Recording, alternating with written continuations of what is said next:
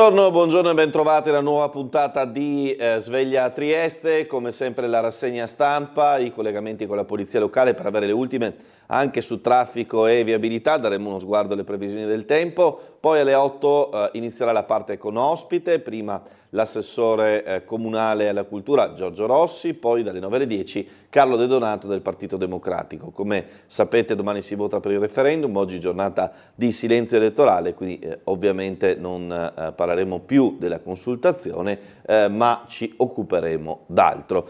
Andiamo subito a vedere quello che è il quotidiano Il Piccolo in rassegna stampa. Triestina, l'iscrizione c'è. Una giornata in corsa contro il tempo, entro il 13 giugno l'esito delle verifiche della Covisoc, ancora voci su nuovi partner. Arrivati 3 milioni, la società è riuscita a depositare la documentazione per il campionato di Serie C. La Triestina è riuscita a inviare alla federazione nei tempi previsti entro le 24 di ieri la documentazione completa per l'iscrizione al campionato di Serie C. È stata una corsa contro il tempo, i due scogli principali erano legati all'arrivo del denaro per bonificare gli stipendi dei tesserati di marzo e aprile e alla fideiussione necessaria per l'iscrizione. Ieri si sono materializzate le disponibilità finanziarie, iniziale di liquidità da 3 milioni. Il mantenimento della categoria della C andrà ratificato dalla Commissione di Vigilanza, scrive Ciro Esposito. Poi sul referendum in regione attese le urne in 932.000, cabino via in aula, 3 giorni non bastano, si riparte giovedì, il dibattito in effetti slitta, ma non ci si fermerà nemmeno la prossima settimana, stando a quanto abbiamo sentito nella puntata di ieri sera di Ring, perché si discuterà giovedì e venerdì e probabilmente poi si andrà alla settimana successiva. Sistiana, nel caso dei parcheggi, a tariffe ridotte per i residenti, sconti solo fino alle 17:30, c'è anche un giallo dei parcometri, tutto da risolvere nel tormentato inizio di stagione della baia di Sistiana. Poi la celebrazione della comunità islamica a Trieste, l'invito a partecipare agli aiuti umanitari per Gaza, in più di 1000 a San Luigi per la festa del sacrificio. A Trieste è andata così, a Monfalcone polemiche invece per la stessa festa, ma con diciamo così, una polemica collegata alla copertura di una statua sacra per realizzare la festa musulmana. Poi ne parleremo nel corso della nostra rassegna. Partiamo con la Triestina, iscritta in extremis, l'Unione è viva. Andiamo a vedere quello che abbiamo detto ieri sera nel nostro telegiornale serale, perché i fatti rimangono quelli. E fumata bianca in casa Triestina Calcio. La società rosso-labardata comunica di aver depositato in data odierna tutta la documentazione necessaria al fine di ottenere l'iscrizione al campionato di Serie C 2025-2026, unitamente a tutti gli adempimenti normativi e finanziari richiesti dal sistema licenze nazionali. Traduzione del comunicato: superato lo scoglio dei bonifici delle 2 mensilità da saldare al 30 aprile ai tesserati e la fideiussione da 700.000 euro per l'iscrizione al campionato sarebbe appunto stata completata da parte della società. Ora naturalmente si attende il parere dell'organismo di controllo della Covisoc, che ha tempo fino al 13 di giugno per i controlli del caso. Va detto che però di solito le notizie si sanno ben prima se sono negative. Noi speriamo naturalmente che vada tutto per il meglio dopo il pagamento delle pendenze e l'iscrizione del campionato. Ma facciamo un passo indietro, perché questa mattina sembrava davvero tutto perduto, visto che i fondi si attendevano per ieri sera. Poi nel pomeriggio, attorno alle 15:40, sono arrivati i soldi sul conto della Triestina Calcio. A quel punto è partita la corsa contro il tempo per effettuare tutti i bonifici necessari a saldare le pendenze e poi per effettuare la fideiussione da 700.000 euro con le garanzie del caso per iscrivere la società Triestina Calcio al campionato di Serie C. Nel pomeriggio c'è stato anche un faccia a faccia abbastanza importante tra tifosi della Curva che sono entrati in società ed hanno dialogato con l'amministratore delegato Sebastiano Stella, che, va detto, perché bisogna dirle queste cose, è stata la persona che in queste ore ha garantito la possibilità alla Triestina di riuscire a iscriversi. Quindi, siccome spesso sono state mosse critiche, bisogna anche dire come Sebastiano Stella in questo momento di mare agitato abbia mantenuto il timone dritto. Ha garantito ai tifosi i pagamenti, ha garantito garantito anche l'ingresso di un nuovo investitore, che sarebbe la persona che dagli Stati Uniti, attraverso il presidente Ben Rosenweig, avrebbe fatto recapitare i soldi alla Triestina. Ora attendiamo il parere della Covisoc, attendiamo chiarezza sul futuro della società e su come verrà eventualmente riconfigurata. Intanto, per la giornata di oggi, una grande notizia è il fatto che la Triestina sia lì, sia iscritta, abbia effettuato i pagamenti, attendiamo il parere della Covisoc, ma considerando quello che abbiamo vissuto questa mattina, quello spettro del fallimento che sembrava a 1 millimetro, per oggi direi che le notizie sono davvero ottime. Bene, questa è la situazione sin qui, leggiamo dal pezzo di Ciro Esposito quello che ci propone però il futuro. Il sollievo e la soddisfazione emotiva ci sono, scrive, anche se non possono che essere contenuti in un ambiente giustamente disilluso, ma ci sono anche dei motivi logici che non possono essere sottovalutati. Tra quelli positivi il fatto che la Triestina mantiene la continuità aziendale in un campionato professionistico. Controllo della Covisoc, come detto, entro il 13 di giugno. I passi successivi: si devono trovare le risorse per far fronte ai debiti con i fornitori alle prossime scadenze, 1 luglio e 1 agosto. Nel complesso non meno di 4 milioni per chiudere o gestire le pendenze relative a questa stagione. Il prima possibile poi la società deve impostare la stagione sportiva. L'idea di fondo era ed è quella di affidare le chiavi a Daniele Delicarri, senza dimenticare Tesser, con i quali i contatti non sono mai stati interrotti. Ora il club dovrà mettere il tutto nero su bianco, posto che il direttore sportivo può essere conteso da altre società. Non si cancellano infatti i 9 punti di penalizzazione con i quali la futura squadra dovrà fare i conti, così come non si cancellano gli errori commessi uno dopo l'altro nella gestione presieduta da Rosenweig. Oggi la Triestina è in vita grazie a un secondo miracolo dopo quello ottenuto sul campo. Da domani, in attesa dell'ok federale, potrebbe iniziare un anno zero, anzi sotto zero appunto per la penalizzazione, ma insomma l'unione è viva. Da Tonellotto ad Aletti, una storia di disgrazie, ma la zona Cesarini ha funzionato di nuovo. Negli ultimi 30 anni il cammino del sodalizio labardato dei tifosi è stato lastricato da una sequenza di crisi finanziarie e fallimenti, scrive Guido Roberti, l'amico che era con noi anche a Ring per parlare proprio della questione triestina. Lavoro e cittadinanza, oltre 932.000 in regione sono chiamati alle urne, 5 i quesiti previsti per cambiare le norme, allestite 1.357 sezioni elettorali, in provincia di Udine il maggior numero di votanti, fuori sede e primato di Trieste. Come funziona la consultazione? Opportuno, queste sono questioni di sorta e andiamo avanti. Manovra, tesoretto da 700 milioni, andiamo a sentire intanto quello che è il servizio realizzato ieri sulla giunta regionale che ha affrontato per la prima volta la questione della manovra estiva e è la calendarizzazione in aula in Consiglio regionale della cosiddetta mozione programmatica della maggioranza dopo quella che è stata la crisi di governo. Sarà maratona d'aula per approvare la mozione programmatica della maggioranza a seguito della crisi, con annunciata remissione delle deleghe di Lega, Forza Italia e Lista Federica, per le parole del ministro di Fratelli d'Italia, Zucca Ciriani, sull'ospedale di Pordenone. La mozione sul programma di governo approderà in Consiglio regionale mercoledì 25 giugno, nella prima di 3 giornate non consecutive dei lavori, che proseguiranno il successivo giovedì 26 per concludersi martedì 1 luglio. A stabilirlo è stata oggi la conferenza dei capigruppo, coordinata dal Presidente dell'Assemblea legislativa Mauro Bordin. L'iter prevede interventi in aula da parte dei consiglieri compresi in 15 minuti per gruppo, incluso quello misto, oltre alle eventuali dichiarazioni di voto da parte dei singoli esponenti. A seguito di questa fase verrà calendarizzata la votazione finale, su cui il governatore Massimiliano Fedriga ha già annunciato che porrà la questione di fiducia. Un dibattito questo a cui seguirà la disamina sull'assestamento di bilancio, la cosiddetta manovra estiva, provvedimento chiave per il governo del Friuli Venezia Giulia, i cui spunti essenziali sono stati abbozzati per la prima volta nella riunione odierna di Giunta.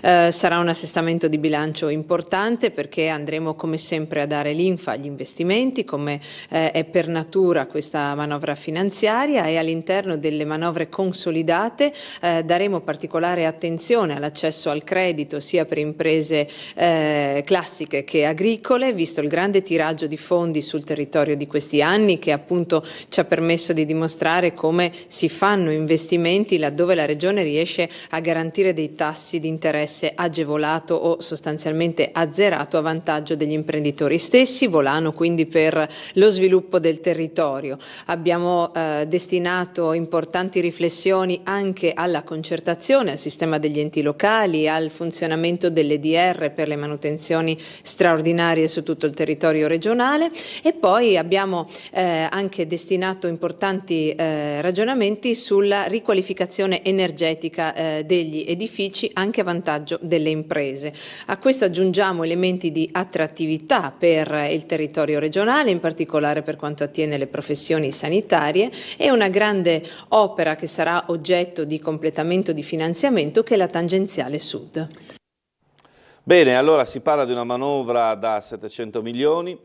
Il Friuli Venezia Giulia è il territorio affidabile per gli investitori, capace di offrire tutti gli strumenti necessari a generare un contesto favorevole, l'ha dichiarato il Presidente Fedriga in un articolo del Sole 24 Ore, in cui si evidenziano i dati positivi della Regione sugli investimenti dall'estero, sugli investimenti sull'export e le relazioni internazionali, in particolare con Stati Uniti, Giappone, Europa centrale. Il riscontro dei mercati sembra premiare la Regione più a est del Paese.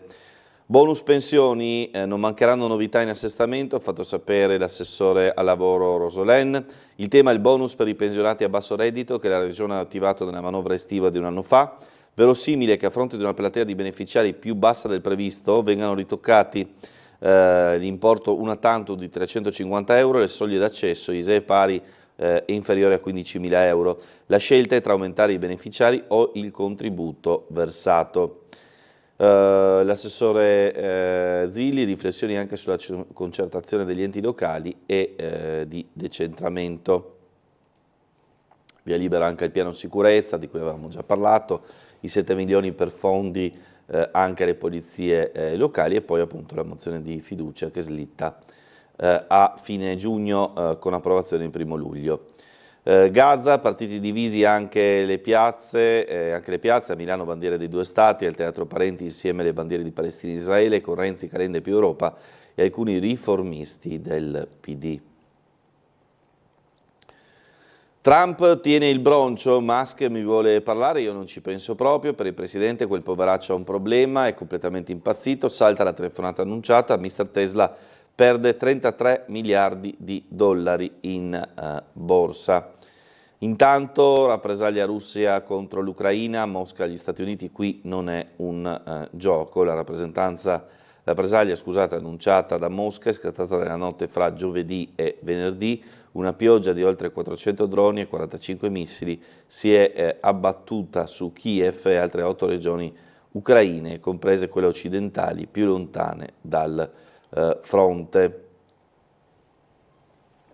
In attesa di collegarci anche con la sala operativa della Polizia Locale di Trieste, diamo anche un'occhiata alle previsioni meteo. Allora, intanto oggi, sabato 7 giugno, sulla costa cielo sereno, poco nuvoloso in pianura, sulla zona montana cielo variabile con la possibilità di qualche rovescio locale nel pomeriggio, quando invece sulla costa soffierà brezza sostenuta che manterrà l'aria più fresca rispetto alla pianura.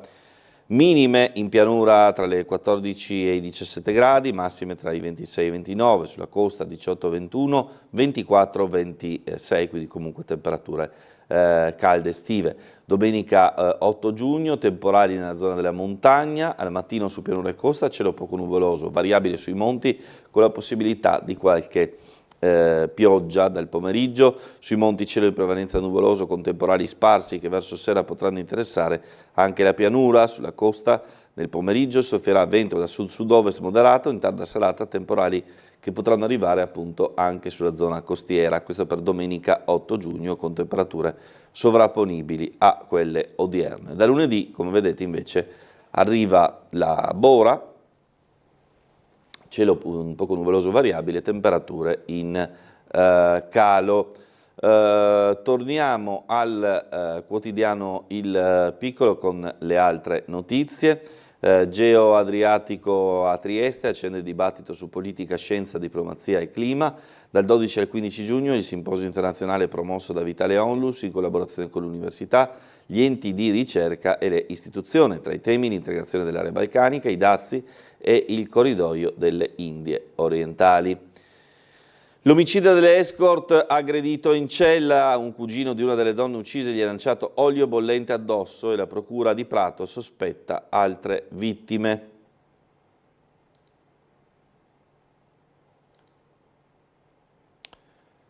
Salvataggi, arresti e indagini da manuale, i carabinieri premiati siamo qui per voi, riferimento a quella che è stata anche la grande festa in piazza dell'Unità d'Italia. Ci colleghiamo con la sala operativa della Polizia Locale per le ultime su traffico, viabilità, disposizioni per quanto riguarda il weekend. Buongiorno a Paolo Gurtner, ispettore capo della Polizia Locale. Buongiorno a lei gli ascoltatori. Allora, innanzitutto diciamo che attualmente, visto l'orario, vista la giornata di sabato, il traffico è scarsissimo da quanto vedo dalle telecamere di controllo. Questa notte non ci sono stati fortunatamente incidenti, pattuglie hanno eseguito i controlli demandati dal comando e abbiamo eseguito anche qualche attività per quanto riguarda codice della strada per passi carrai e veicoli su cassonetti di immondizia con impossibilità da parte degli operatori di asportare l'immondizia.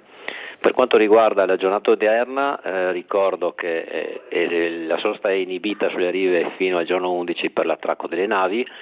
Inizia oggi la manifestazione BioEst presso il comprensorio dell'ex OPP di San Giovanni con divieti di sosta, fermata e rimozione in via Weiss e in via Valerio e un senso unico dalle ore 14 di oggi fino alle 24 di domenica 8 in via Weiss nel tratto di circa 400 metri compreso tra il civico 12, ovvero ex centrale termica, e la via Valerio, quindi con favore verso la Valerio, non si può scendere dalla parte superiore.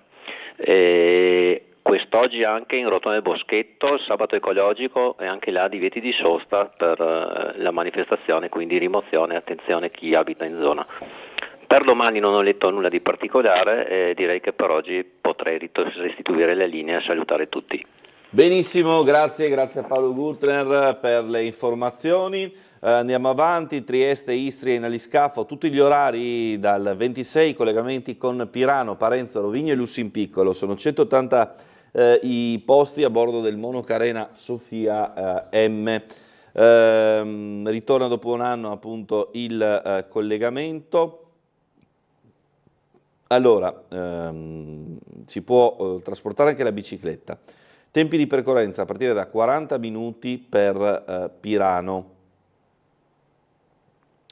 Sarà possibile salpare per Rovigno e Lussinpiccolo e ritorno ogni lunedì e venerdì con partenza alle 8:30. Per Parenzo e Pirano il mercoledì in giornata con partenza alle 8:30 e alle 17:30. Per Pirano e Rovigno il giovedì in giornata con partenza alle 8 e alle 16:50. Per Pirano, Parenzo e Rovigno il sabato e la domenica con partenza alle 8:30. Insomma, ci sono poi tutti i prezzi per quanto riguarda le varie possibilità. Ritorna dopo un anno il bus per i cicloturisti di Rete La Parenzana, servizio gratuito, servizio che permette insomma di arrivare sul circuito ciclabile. Andiamo ancora avanti, distretto di Trieste, le 100 migliori imprese, martedì l'evento Best Performer all'auditorium del seminario vescovile, l'incontro aperto al pubblico per conoscere le realtà produttive dell'area, 5 miliardi il fatturato totale realizzato nel 2023 dalle aziende entrate in classifica. A Grusti l'ecosistema è solido e competitivo, si investa sulla scienza, il presidente di Confindustria Alto Adriatico promuove l'area triestina e gli investimenti sul capitale umano, puntando a attrarre anche l'ICT. E veniamo alla questione cabinovia. In aula 3 giorni di scontri ma senza il verdetto. Si riparte giovedì, mancano le 3.000 osservazioni prima del voto alla variante, niente interventi del centrodestra, fatica sul numero legale. Allora io direi di fare così, cioè di andare a vedere i servizi sulla cabinovia, diciamo un treno di servizi sulla cabinovia. Ce ne sono 4 che Tele4 ha realizzato in questi 3 giorni d'apertura. Andiamo a sentire in batteria i vari servizi, poi andiamo in pubblicità e torniamo con la seconda parte.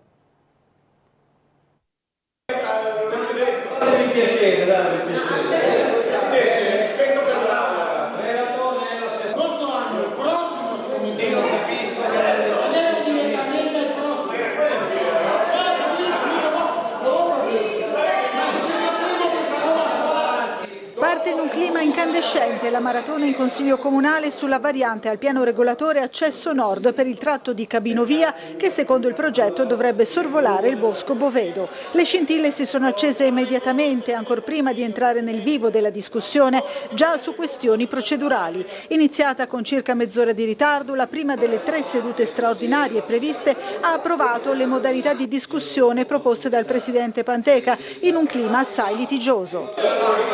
Mozione d'ordine. Allora, prima di parla, dopo lì su Mandela perché vedi che c'è una mozione d'ordine, non vai nella telepatia, no?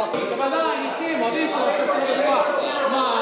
Ma che giochette, esperti elementari, esperti elementari, ma ascolta quel che c'è, ma ascolta quel che dico, dai, cominciamo.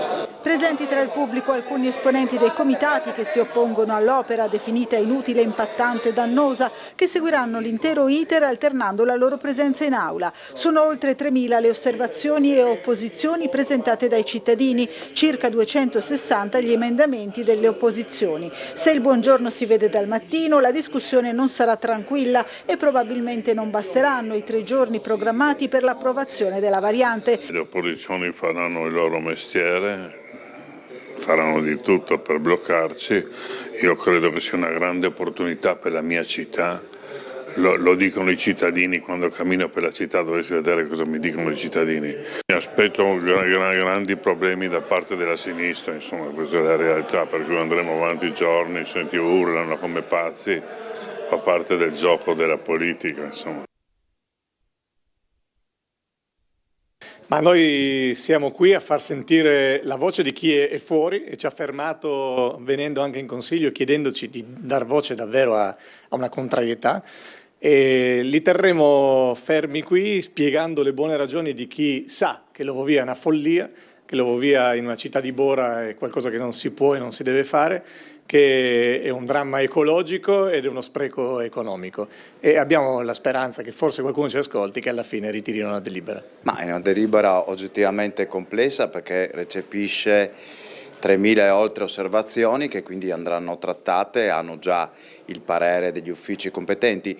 È un atto, ribadisco, dovuto, come è stato più volte sottolineato da parte dell'amministrazione comunale, perché approviamo una variante di piano regolatore che è già stata adottata in precedenza. Quindi si tratta sostanzialmente di consentire che questo strumento urbanistico preveda la realizzazione dell'opera. Ecco, io mi aspetto che ci sia, seppure nell'ambito del rispetto dei rispettivi ruoli, un dibattito il più sereno possibile. L'Ovovia è un'opera inutile, impattante e insostenibile, ormai la questione è chiara a tutti, sia a larga parte della popolazione, sia ai tanti enti che si sono espressi nel merito nel corso di questi anni. Sono convinto che la questione sia chiara anche a quegli esponenti della maggioranza che difendono l'opera per partito preso, ma in cuor loro sanno benissimo che sarebbe un danno per la città. Noi abbiamo presentato più di 200 emendamenti perché tante sono le questioni di merito da affrontare nell'ambito del Consiglio Comunale. Faremo di tutto per bloccare un'opera inutile che Trieste non vuole, lo faremo qui, lo faremo anche in altre sedi insieme alle tante persone che si sono mobilitate nel corso di questi anni. Beh, in realtà abbiamo questi 3 giorni, io chiedo all'opposizione massima serietà e responsabilità, è un'opera che non è impattante come ha detto il capogruppo di adesso Trieste, va praticamente a togliere l'1% di quel che è 12.000 ettari, quindi 0,08% di bosco che viene tolto, quindi praticamente nulla. Può piacere come non piacere, ma sui dati tecnici hanno totalmente torto. La trattazione della delibera sulla variante al piano regolatore della Cabinovia non si concluderà oggi. Il terzo giorno di seduta è partito in ritardo a causa mancanza del numero legale alle ore 9 per diverse assenze in maggioranza. Attorno alle 10:30 i lavori d'aula sono ripresi da dove si erano interrotti ieri. Gli emendamenti, 2 trattati e bocciati ieri, 4 oggi sono stati fatti propri dall'assessore Michele Babuder. La Giunta fa propri gli emendamenti 360, 361, 369 e 379, rispettivamente dei consiglieri Repini e altri, e l'ultimo 379 Barbo e altri. Gli altri 2 sono stati il fulcro della mattinata odierna, con un copione che non è cambiato: illustrazione del testo del proponente e discussione, dove a prendere parola sono esclusivamente i consiglieri d'opposizione. Unico break quello del sindaco di Piazza, in un siparietto con il consigliere Francesco Russo. No, volevo dirti, Francesco, un giorno camminavo e stamattina ero là, anche domani tutti mi dicono che leggono i giornali avanti, da una parte e dall'altra, perché la democrazia per me è questo, da una parte e dall'altra. Qualche volta venite in ufficio da me che vi faccio vedere i numeri, perché parlate, ma mi sembra che parlate a randela. No, solo per accettare immediatamente il titolo del sindaco di Piazza davanti ai delegati delle 4 domani mattina, se vuole andiamo a fare un giro città. Di fatto la mole di lavoro obbliga il Consiglio Comunale, stante questi ritmi, a riconvocare ulteriori sedute la prossima settimana, visto che per concludere la procedura ci sono ancora tutte le osservazioni e controdeduzioni, nell'ordine di 5 a 3.000, raggruppate in famiglie, che devono però essere votate singolarmente. E come detto, oggi l'Aula non ha perso occasione per bisticciare, soprattutto per questioni politiche. Continuate così, ci state facendo un regalo, perché vi assicuro che gli elettori di centrodestra che continuano a fermarci qui fuori, magari ci dicono che non ci voteranno la prossima volta, ma ci stanno dicendo che sono contrari a questa operazione.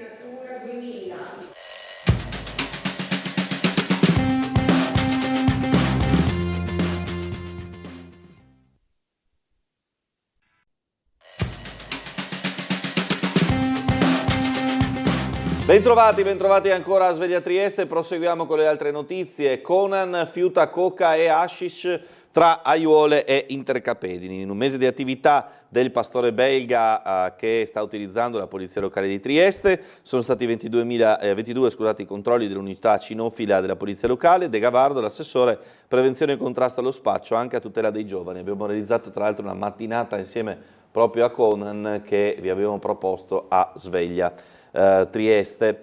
Chiede aiuto alla polizia per il pieno, ma trasportava 3 migranti cinesi. È arrestata in piazza Foraggi una 47enne russa, il barboncino della donna affidato al canile. Insomma, vicenda abbastanza surreale. Picchiava la figlia con la cinghia, condannato a 4 anni, oltre al risarcimento di 10.000 euro. Il padre è finito a processo per maltrattamenti.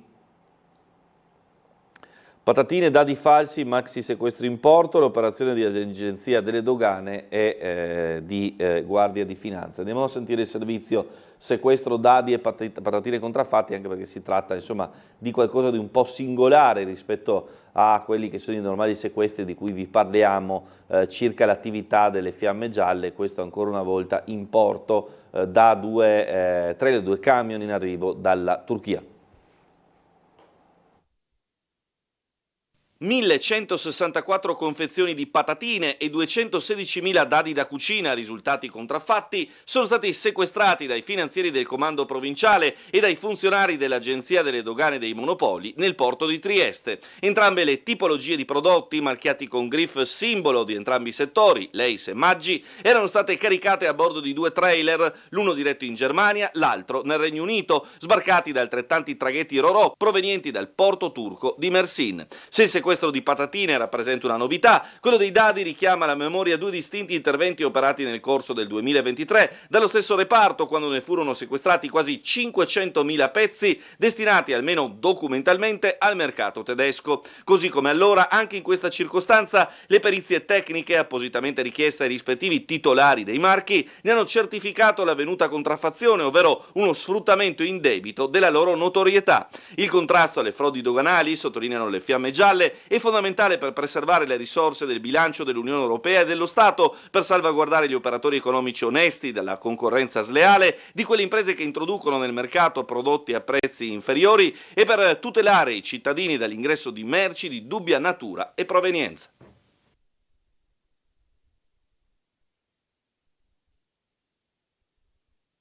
Proseguiamo con la festa del sacrificio, con il pensiero a Gaza, quella che è andata in scena sul campo del San Luigi. La comunità islamica cittadina si è riunita per celebrare uno dei momenti più importanti del credo musulmano, proponendo una raccolta di fondi. Detto questo, c'è a dire invece che ci sono state polemiche invece in quel di Monfalcone per la stessa celebrazione. Andiamo a sentirle.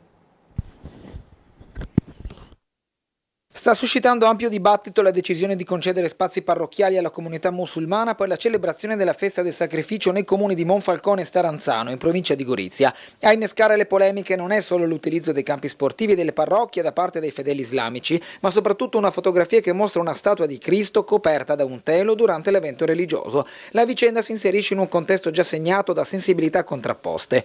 La celebrazione ha coinvolto circa 4.000 persone, riunite per la preghiera collettiva in spazi messi a disposizione temporaneamente dalla Chiesa, vista l'indisponibilità di luoghi idonei e regolarmente utilizzati. L'iniziativa, concordata con le comunità locali e già attuata in passato in occasione della fine del Ramadan, ha visto anche la presenza istituzionale del sindaco di Staranzano Marco Fragiacomo, che ha portato un saluto ai partecipanti. Tuttavia la diffusione dell'immagine che ritrae una statua sacra coperta all'interno di uno degli spazi ha alimentato reazioni fortemente critiche. Il parroco coinvolto ha annunciato che verranno svolte verifiche per accertare i fatti e ha sottolineato che eventuali gesti non concordati non erano previsti né autorizzati. Alla questione si è aggiunto anche il dibattito politico. A Monfalcone l'europarlamentare della Lega ed ex sindaca Anna Maria Cisint ha espresso una posizione netta di contrarietà, ricordando che proprio durante il suo mandato erano stati chiusi per via giudiziaria alcuni luoghi di culto islamici non conformi alla normativa urbanistica.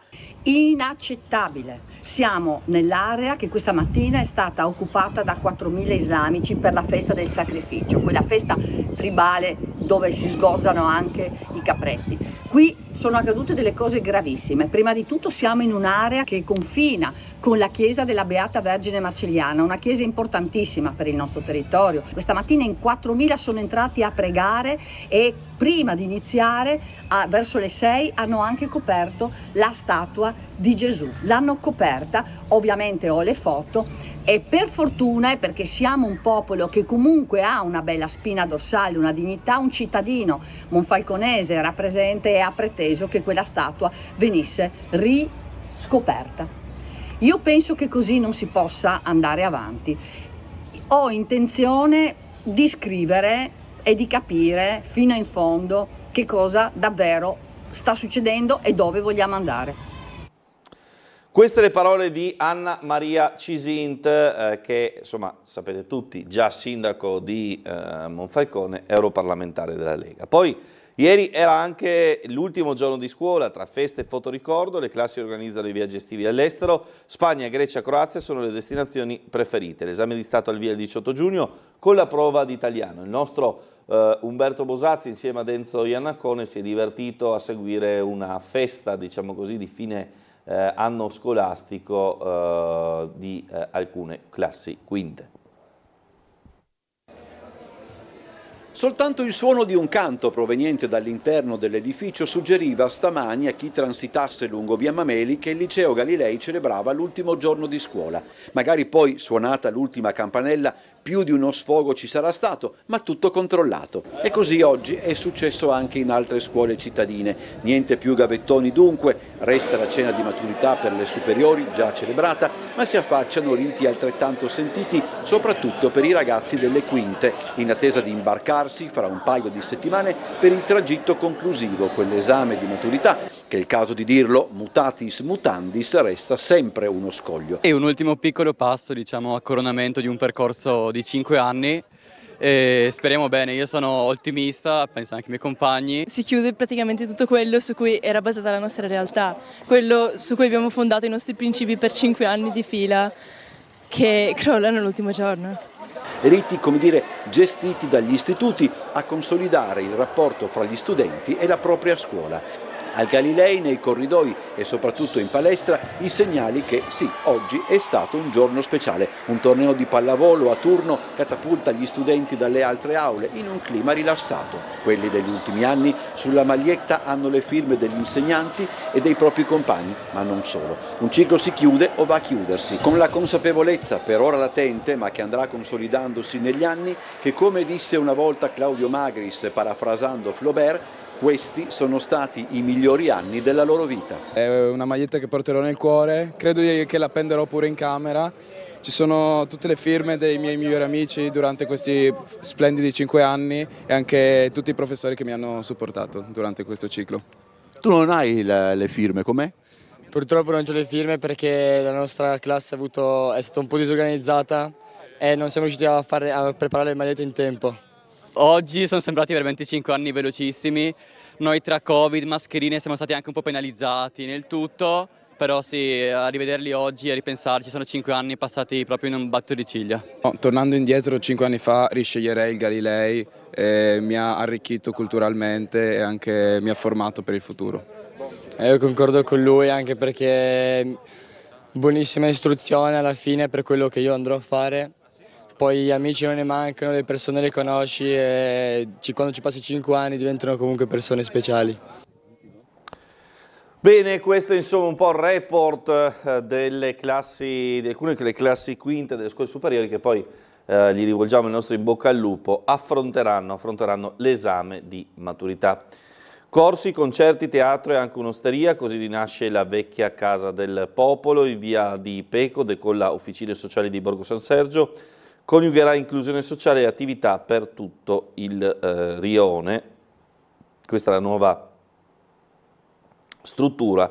L'area è stata acquistata nel 2021 dalla cooperativa sociale La Collina con l'obiettivo di realizzare nella periferia est di Trieste un cantiere sociale teso a fornire delle risposte efficaci a fabbisogni emergenti in termini di coesione sociale, contrasto alla povertà educativa, accesso alla cultura e inclusione socio-lavorativa. Restaurate le tombe storiche di Bruno Bianchi e Ruggero Rovan, le opere realizzate dagli allievi della Edil Master nell'ambito di un percorso di formazione presentato ieri dall'assessore Savino. Andiamo a vedere ora, per quanto riguarda la cronaca invece, il pezzo relativo a quello che è successo a Borgo Zindis, a Muggia, il furto perpetrato in un'abitazione al piano ammezzato che ha messo un certo allarme in quel quartiere della cittadina rivierasca. Non si placa il fenomeno dei furti in case e appartamenti. Questa volta i ladri hanno colpito in Borgo Zindis Stradello, a Muggia, nel tranquillo rione popolare affacciato sul golfo. Il colpo, peraltro, è avvenuto in pieno giorno tra le 9 e le 10 del mattino di ieri, mentre il proprietario dell'abitazione si era assentato per alcune commissioni. I malintenzionati hanno forzato la tapparella dell'appartamento sito al piano ammezzato e si sono introdotti nella camera da letto della famiglia. Dopo aver rovistato dappertutto, mettendo completamente a soqquadro tutte le stanze, hanno trovato dove venivano nascosti i contanti, 3.000 euro che sono svaniti nel nulla. Sul posto in mattinata i carabinieri della stazione di Borgo San Sergio, che dopo una perlustrazione in zona hanno dovuto riscontrare la totale assenza di telecamere di sorveglianza. Il tipo di azione e la vicinanza con il confine sloveno porta alla mente diversi colpi in ville e appartamenti dislocati sulle alture di Muggia perpetrati negli ultimi anni. In questi casi, dopo il blitz, i ladri solitamente riparano in breve oltre il confine. Complesse per l'assenza di prove utili le indagini dell'Arma. Bene, proseguiamo ancora con la nostra rassegna stampa dal quotidiano Il Piccolo. Con le altre notizie, Sistiana scatta il rebus delle tariffe per il parcheggio dei residenti. Sosta a pagamento dalle 8 alle 20 per i locali prezzi ridotti, ma solo fino alle 17:30. Il resto della giornata non è normata. Allagamenti del 2019 a Muggia, slittano ancora i ristori per i danni, esercenti demoralizzati. Il sindaco Polidori dice: il denaro sarà disponibile dopo il prossimo consiglio. I 42.000 euro trasferiti dalla regione sono finiti tra i fondi vincolati. Sono passati, scrive Luigi Potiniano, troppi anni da quel 12 novembre del 2019, quando Muggia fu sommersa dall'acqua con danni alle abitazioni e ai negozi. Ad oggi, dopo più di 5 anni e mezzo da quella data, i ristori promessi alle attività commerciali della cittadina istroveneta ancora tardano ad arrivare, nonostante questi anni siano stati fatti proclami trasversali in tal senso. Parliamo di danni complessivi per 300.000 euro. A questo punto c'è questa risposta da parte del comune con il sindaco che dice saranno disponibili subito dopo il Consiglio. Polidori ha spiegato che il 23 dicembre scorso la Regione ha trasferito le risorse al Comune, la Polizia Locale ha provveduto con determine ad accertare l'entrata, ma vista l'oggettiva impossibilità di applicare i fondi, questi sono finiti nell'avanzo vincolato. Saranno pertanto disponibili dopo l'approvazione della relativa delibera nel prossimo Consiglio Comunale che sarà convocato a breve, quindi a giugno. Sentiamo invece dal sindaco di Muggia Paolo Polidori il punto sulle celebrazioni a Trieste per quanto riguarda la giornata del 12 di giugno. Il comune di Muggia si prepara a celebrare il 12 giugno la giornata della liberazione della Venezia Giulia dall'occupazione jugoslava, una ricorrenza istituita dall'amministrazione comunale e inserita tra le solennità ufficiali del territorio. Quest'anno la celebrazione sarà arricchita dallo scoprimento di una targa commemorativa donata dall'Unione degli Istriani che verrà posizionata in ricordo della data. L'iniziativa è stata presentata nel corso di una conferenza stampa alla presenza del sindaco Paolo Polidori e del presidente dell'Unione degli Istriani Massimiliano Lacota. Il programma prevede una breve cerimonia alle 15 all'interno dell'aula del Consiglio Comunale, seguita dall'inaugurazione della targa. Il 12 giugno del 1945 segna la fine dell'occupazione jugoslava nelle province di Trieste e Gorizia, iniziata il 1 maggio dello stesso anno. Un periodo ricordato per le gravi violenze subite dalle popolazioni locali e che toccò da vicino anche la comunità di Muggia. La celebrazione intende mantenere viva la memoria storica di quei giorni e rendere omaggio a quanti furono coinvolti negli eventi che portarono al ritorno alla sovranità italiana del territorio. Il prossimo 12 giugno il municipio di Muggia verrà scoperta una targa in marmo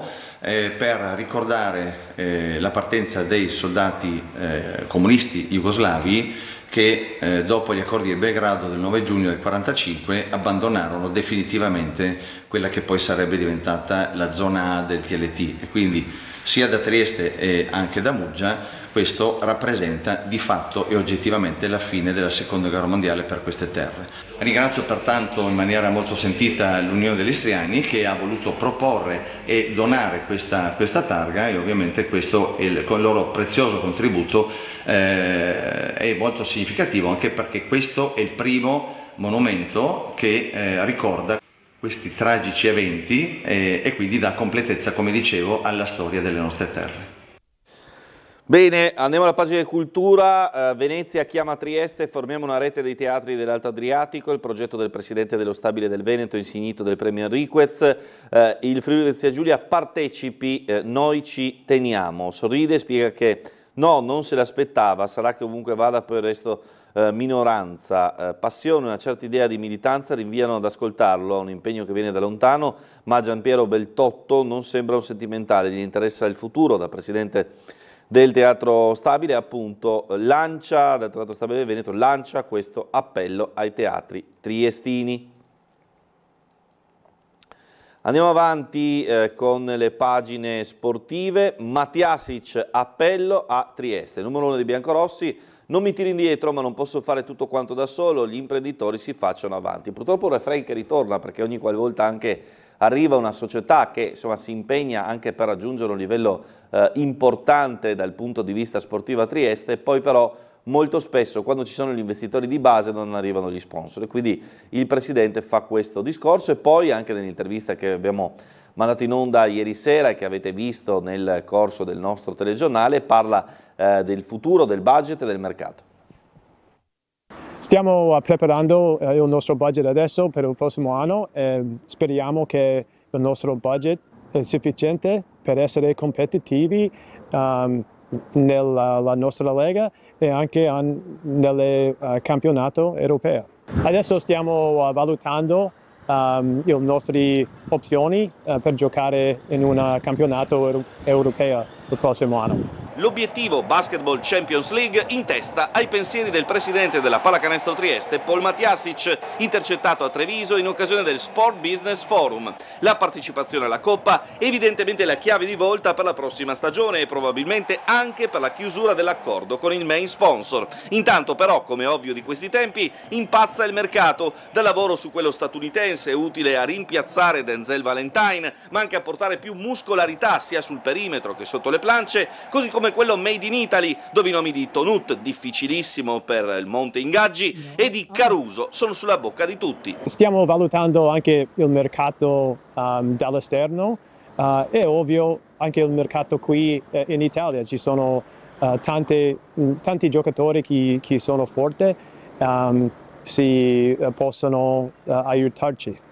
Infine un abbraccio presidenziale ai tifosi che hanno vissuto un finale di stagione complicato a seguito della squalifica del Palatrieste, ma in cui la tifoseria ha superato se stessa nelle 2 trasferte casalinghe a Verona e Treviso. Tifosi di Trieste, la prima parola che voglio dire è grazie per il vostro supporto questa stagione, è un campionato, è una stagione stupenda. Mi dispiace perché non sono stato qui a Trieste con voi per i playoffs, ma dovevo fare un po' di lavoro a California. Ma ci vedremo presto e forza Trieste come sempre. Bene, allora queste le parole del presidente Paul Matjasic che ci ha documentato quello che è la situazione un po' in casa Pallacanestro Trieste. Manca ancora un servizio da vedere per quanto riguarda il TG di ieri, che è quello legato alla truffa da addirittura 95.000 euro. Perché da 95.000 euro? Perché un'anziana ha consegnato ai truffatori che hanno agito con la tecnica della classica telefonata, in questo caso del falso nipote che allarma la nonna, no? C'è un falso nipote e poi i truffatori che arrivano all'uscio di casa portando via un chilo d'oro, di monili d'oro, visto che il prezzo al grammo è di 95 euro, presto fatto il calcolo. Un falso nipote che chiama la nonna e le paventa una situazione d'emergenza, una tecnica consolidata nella miriade di truffe ad anziani andate a segno a Trieste, che in questa occasione ha fruttato ben 95.000 euro di monili in oro. I gioielli sono stati consegnati dall'anziana residente in via Rittmeier ai truffatori. Al telefono gli avevano riferito che servivano contanti o gioielli da consegnare subito a chi si fosse presentato alla porta di casa. La signora, andata letteralmente nel panico, ha seguito le istruzioni consegnando circa 1 chilo di manufatti in oro, un vero e proprio colpo gobbo per gli artefici del raggiro, considerando la quotazione dell'oro che ha toccato ormai i 95 euro al grammo. L'anziana ha capito di essere stata beffata solo dopo aver parlato di persona con i propri familiari, che hanno immediatamente allertato la polizia, artefice di recente, insieme ai carabinieri, di una serie di maxi operazioni che hanno smantellato alcune reti criminali del settore. Evidentemente però, visti gli altri colpi nella città della negli ultimi giorni, da San Giacomo a via Fabio Severo, le organizzazioni dedite a questo tipo di crimini si moltiplicano in considerazione evidentemente di quanto riescono a lucrare, puntando su un'organizzazione della truffa ormai su scala industriale. Bene, allora volevo ora lasciare spazio a un ulteriore approfondimento sulla questione triestina, visto che abbiamo mandato in onda il servizio relativo a quello che abbiamo detto nel telegiornale. Poi però ieri sera alle 22 in diretta nel corso della puntata di Ringa, assieme a Guido Roberti di Radioattività, ma anche cronista del Piccolo, abbiamo fatto il punto su iscrizione al campionato della Triestina, stando alle informazioni che avevamo e che abbiamo sino ad ora, e poi su quello che andrebbe messo in campo per programmare la futura stagione, che comunque parte da -9 per la penalizzazione in classifica dell'Unione Sportiva Triestina. Sentiamo allora l'intervista.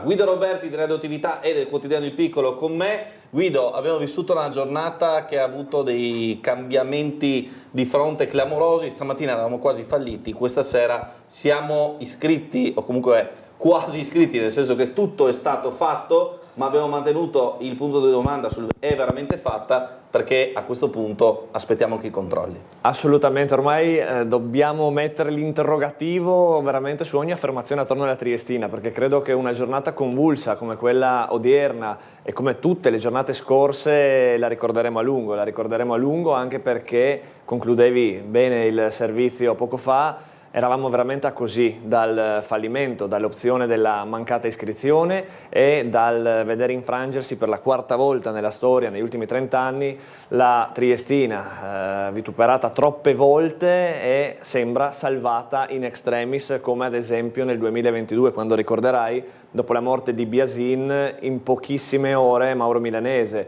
con il suo staff riuscì a passare la mano allora a Giacomini. La giornata di oggi è stata convulsa indubbiamente, la notizia è arrivata con questo innesto di capitali arrivati e necessari per salvare il salvabile, per sanare 2 mesi di mensilità, per garantire poi anche in vista della prossima stagione con la fideiussione richiesta dalla Serie C, che poi sapete che quest'anno è anche un impegno notevole. Qualcosa sono diventati 700.000. Esatto, raddoppiata a 700.000 euro, quindi giustamente, anche perché poi vedi come in Serie C ci sono delle situazioni clamorose. Il Brescia, che sostanzialmente perde 116 anni di storia, è clamoroso. Il Brescia non ci sarà quasi sicuramente nella prossima stagione, a meno che non arrivi qualche soluzione strana come una fusione con l'Ospitaletto, di cui già leggevo. Però per tornare alla Triestina, giornata rocambolesca, mi piace sottolineare come sono saldate situazioni che non riguardano solo i giocatori e lo staff, ma anche i tanti dipendenti che hanno sofferto in silenzio in queste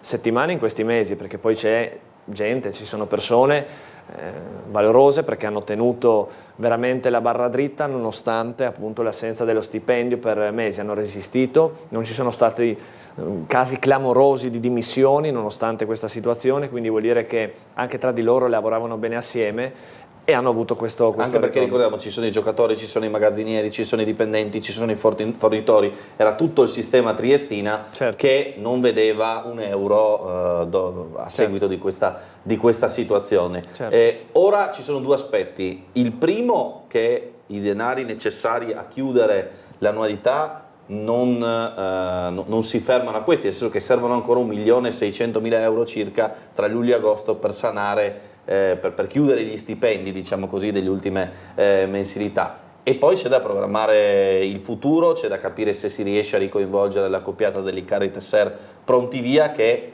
insomma per la piazza sarebbe, come dire, già una prima conquista. Beh, sarebbe come conquistare una ulteriore salvezza. Ne abbiamo già conquistate 2, una l'ha fatto Tesser con Delicarri e tutti i ragazzi, tutta la squadra sul campo, nonostante le penalizzazioni, nonostante gli sbalzi umorali dovuti alle inadempienze della società. La seconda salvezza, almeno in apparenza, come giustamente titolate con l'interrogativo, quella di oggi, con la domanda di iscrizione alla prossima Serie C, e la terza in qualche maniera sarebbe proprio quella di dare adesso continuità. Facciamo un passo indietro ovviamente alla natura di questo afflusso di denari, che proviene ancora da un lavoro che ci risulta, a quanto ci risulta, è stato in qualche maniera coordinato dal presidente Rosenzweig, quindi con nuovi investitori americani che si sono inseriti nell'EBK e quindi hanno garantito in qualche maniera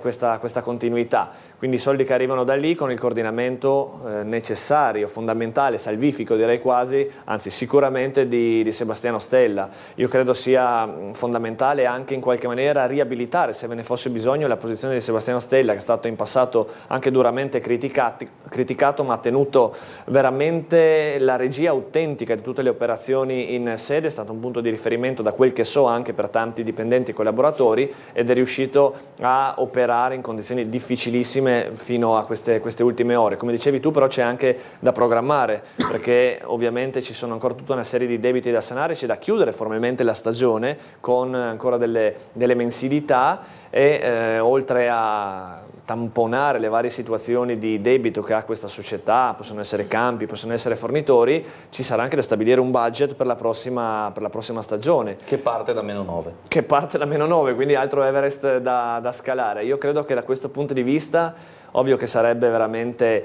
una vittoria bellissima avere ancora il direttore dell'Icarri e Attilio Tesser come allenatori, perché possiamo discutere di denari quanto vogliamo, ma poi i valori alla fine sono fatti di persone più che di denari, e quindi mettendo le persone giuste al posto giusto, indipendentemente dal budget 1, 2, 5, 10 milioni di euro, è logico che le persone fanno la differenza. Servono delle competenze specifiche, serve con tutto il rispetto un direttore generale che abbia conoscenza del calcio e del calcio di Serie C, perché nelle ultime settimane è scomparso quello che attualmente è il direttore generale Menta, e invece era il momento comunque di metterci un po' di più la faccia, come ha fatto ad esempio l'amministratore delegato, e poi quindi programmare con maggior trasparenza nei confronti della piazza. Ripeto, oggi è capitato apparentemente un miracolo, adesso bisogna però programmare per rispetto di quella comunità che, non dimentichiamo, per il momento ha tolto il marchio in attesa di rinegoziare la questione.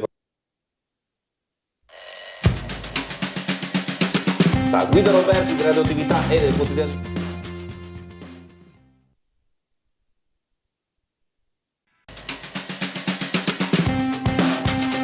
Bentrovati ancora a Sveglia Trieste. Ci ha raggiunto il primo ospite di questa mattinata, Carlo De Donato del Partito Democratico. Buongiorno e bentrovati innanzitutto. Buongiorno, grazie dell'invito, buongiorno a tutti gli ascoltatori e telespettatori. Allora, parleremo ovviamente di Rioni, parleremo di San Giacomo, parleremo di Fiera, ma volevo iniziare con il tema del momento per quanto riguarda il Comune, questa 3 giorni di dibattito sulla questione Cabinovia, che riguarda, lo ricordiamo, la variante urbanistica, ovvero lo strumento che consentirebbe di realizzare l'opera. Prima di sentire il parere di Donato volevo rivedere il servizio dell'ultimo giorno di dibattito di ieri, perché il tutto poi è slittato la prossima settimana, si riparte giovedì, si andrà avanti venerdì e forse anche quella successiva. Sentiamo quelle che sono state, diciamo così, le ultime e poi sentiamo il parere del nostro ospite. La trattazione della delibera sulla variante del piano regolatore della Cabinovia non si concluderà oggi. Il terzo giorno di seduta è partito in ritardo a causa mancanza del numero legale alle ore 9 per diverse assenze in maggioranza. Attorno alle 10:30 i lavori d'aula sono ripresi da dove si erano interrotti ieri. Gli emendamenti, 2 trattati e bocciati ieri, 4 oggi, sono stati fatti propri dall'assessore Michele Babuder. La Giunta fa propri gli emendamenti 360, 361, 369 e 379, rispettivamente dei consiglieri Repini e altri, e l'ultimo 379 Barbo e altri. Gli altri 2 sono stati il fulcro della mattinata odierna, con un copione che non è cambiato: illustrazione del testo del proponente e discussione, dove a prendere parola sono esclusivamente i consiglieri d'opposizione. Unico break quello del sindaco di piazza, in un siparietto con il consigliere Francesco Russo.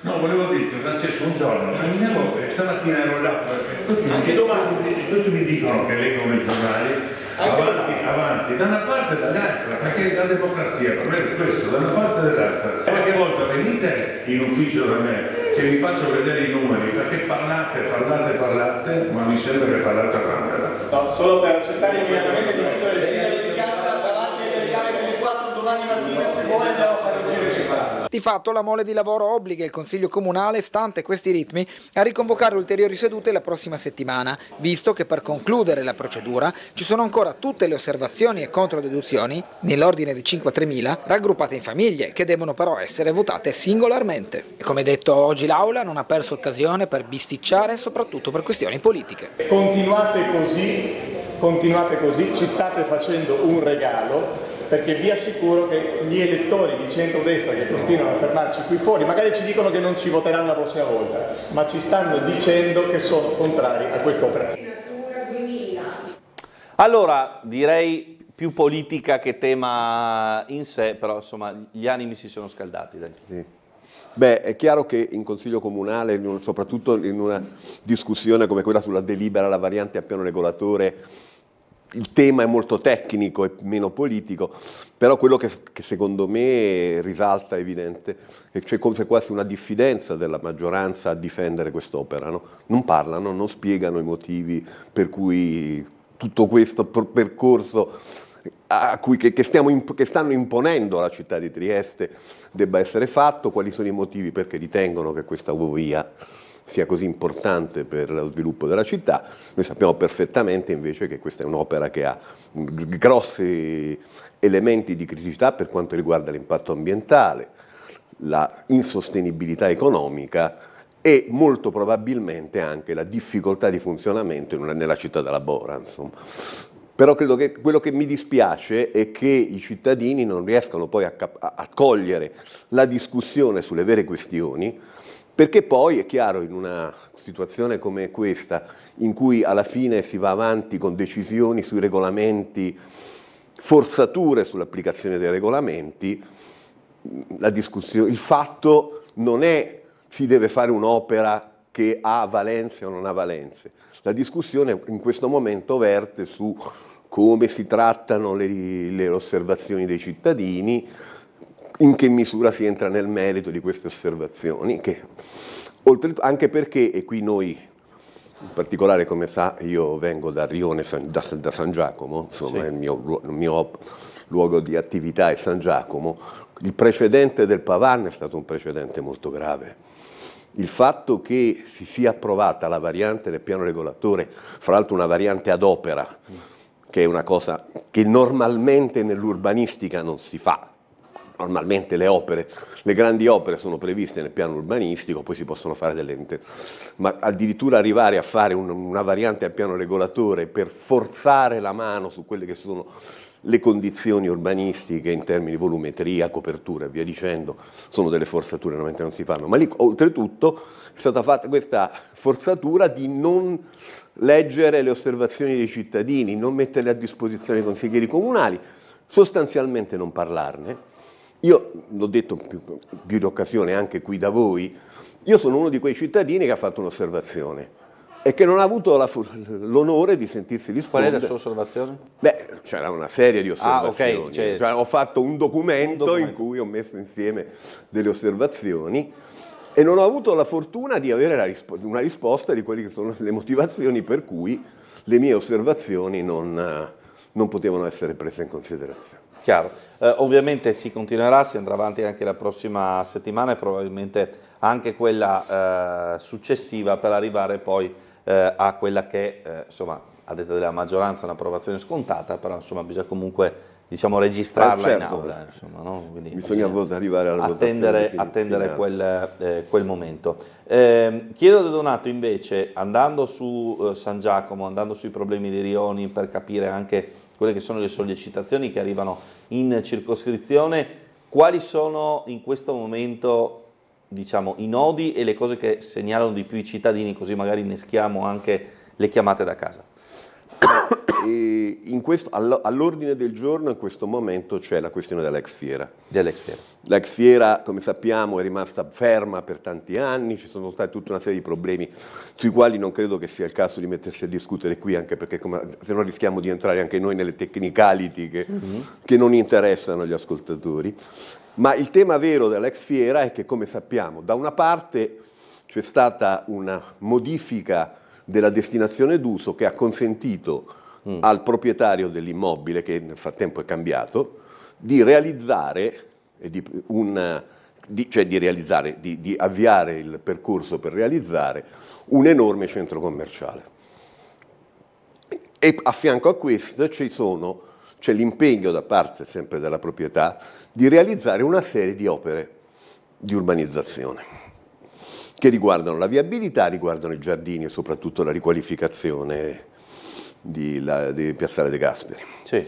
Allora, credo che anche in questo caso si poteva e si doveva operare aprendo un dialogo con i cittadini, con i rappresentanti dei cittadini, partiti politici, associazioni e quant'altro, per valutare se le soluzioni tecniche che venivano adottate fossero effettivamente la risposta alle esigenze dei cittadini in quella realtà. Perché io credo, oltretutto sempre con l'altra grande questione, che fra i tempi di completamento dell'iter amministrativo autorizzativo, realizzazione dell'opera, è ovvio che quell'opera, e quindi conseguentemente anche le opere di urbanizzazione, saranno disponibili per la cittadinanza fra 7-8 anni. E che quindi bisogna, nel momento in cui si realizzano, non pensare a come è la situazione oggi, ma come noi travalichiamo la situazione a qualche anno, soprattutto se si parla di viabilità. Allora, uno dei grandi problemi sia dell'area barriera ma anche di San Giacomo è che di fatto, oltre ad avere tutta una serie di problematiche, di caratteristiche delle strade che sono inadeguate, di difficoltà, mobilità pedonale, e cose di cui abbiamo parlato più volte anche qui da voi, insomma, in questa sede, ma c'è anche il problema che questi quartieri sono penalizzati dal traffico di transito verso il centro. Okay. E noi sappiamo che, lo abbiamo visto, ci sono state una serie di episodi e di situazioni nelle quali il traffico poi a Trieste arriva in centro e poi lì si blocca con tutti i problemi, paralisi e via dicendo, perché poi alla fine queste macchine non sanno dove andarsi a fermare. E quindi quello che a me personalmente sembra mancare completamente è la consapevolezza che se io nel realizzare quell'opera fluidifico semplicemente i flussi di traffico, senza pormi il problema che stiamo parlando di un'opera che è sostanzialmente a meno di 1 chilometro da Piazza Goldoni, insomma. Quindi siamo già in centro e noi ci poniamo il problema di fare grandi rotatorie che servono per snellire il traffico, fluidificare i flussi di veicoli che probabilmente invece sarebbe ora che cominciassimo a pensare come fare per evitare i famosi parcheggi di scambio. Certo, questa poteva e doveva essere l'occasione per una visione diversa, sulla quale io credo ci sarebbero state anche la possibilità di un confronto costruttivo con l'opposizione. Purtroppo è una realtà che ormai è sempre più rara, però su queste questioni qui io pensavo che potesse esserci una discussione, un confronto, e invece purtroppo allora magari poi risentiamo anche le parole di Babudar sul progetto Fiera, così magari poi facciamo anche un'aggiunta su questo discorso. C'è una telefonata, la sentiamo. Pronto, buongiorno? Pronto?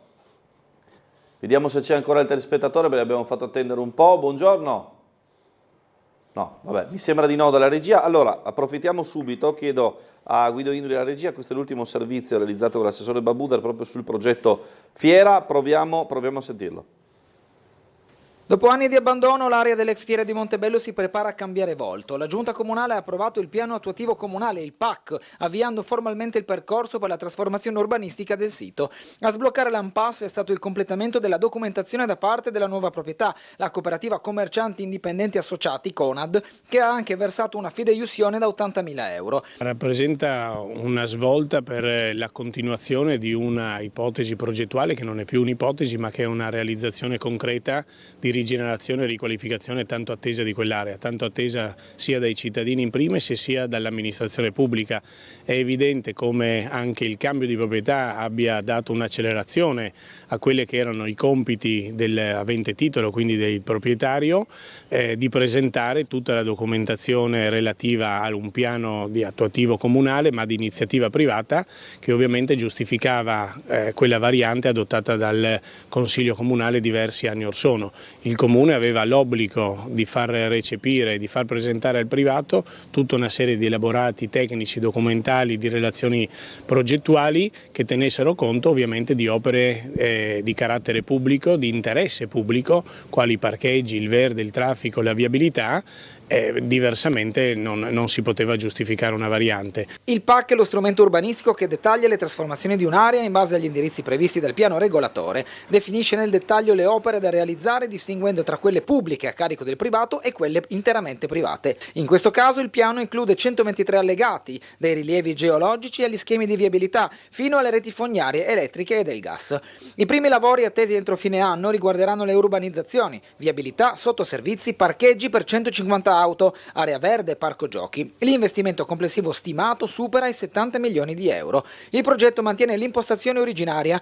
Accanto al punto vendita Conad sorgeranno spazi per studi professionali, laboratori, palestra, aree ludiche e ristorazione. Le proprietà, che sia la MID di prima o la nuova che afferisce al gruppo Conad, ovviamente hanno degli obblighi che sono certificati proprio dalle relazioni presentate in questi ultimi giorni, in queste ultime settimane. Adesso, fatto il passaggio in giunta, eventuale passaggio in consiglio comunale, firma della convenzione con il privato e realizzazione delle opere.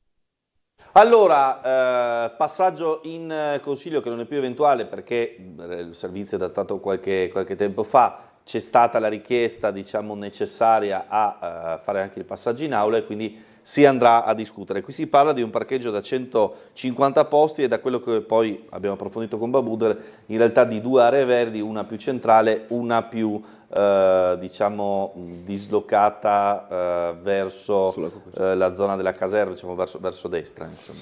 Sì, ecco, quello che secondo me dovrebbe emergere è che anche l'assessore Babuder, che fa il suo mestiere, cerca di farlo nel migliore dei modi, parlando di quest'opera ha descritto gli aspetti tecnici, ha descritto il fatto che finalmente si passa alla fase operativa, ma non è che ci ha spiegato quali sono state le scelte per la parte di urbanizzazione, perché è chiaro che nel momento in cui si realizza un'opera, un privato realizza un'opera, se la parte privata viene realizzata in coerenza con quelle che sono le norme urbanistiche, nulla questio, poi ci auguriamo che sia un investimento che abbia la sua efficacia e che quindi possa garantire lavoro.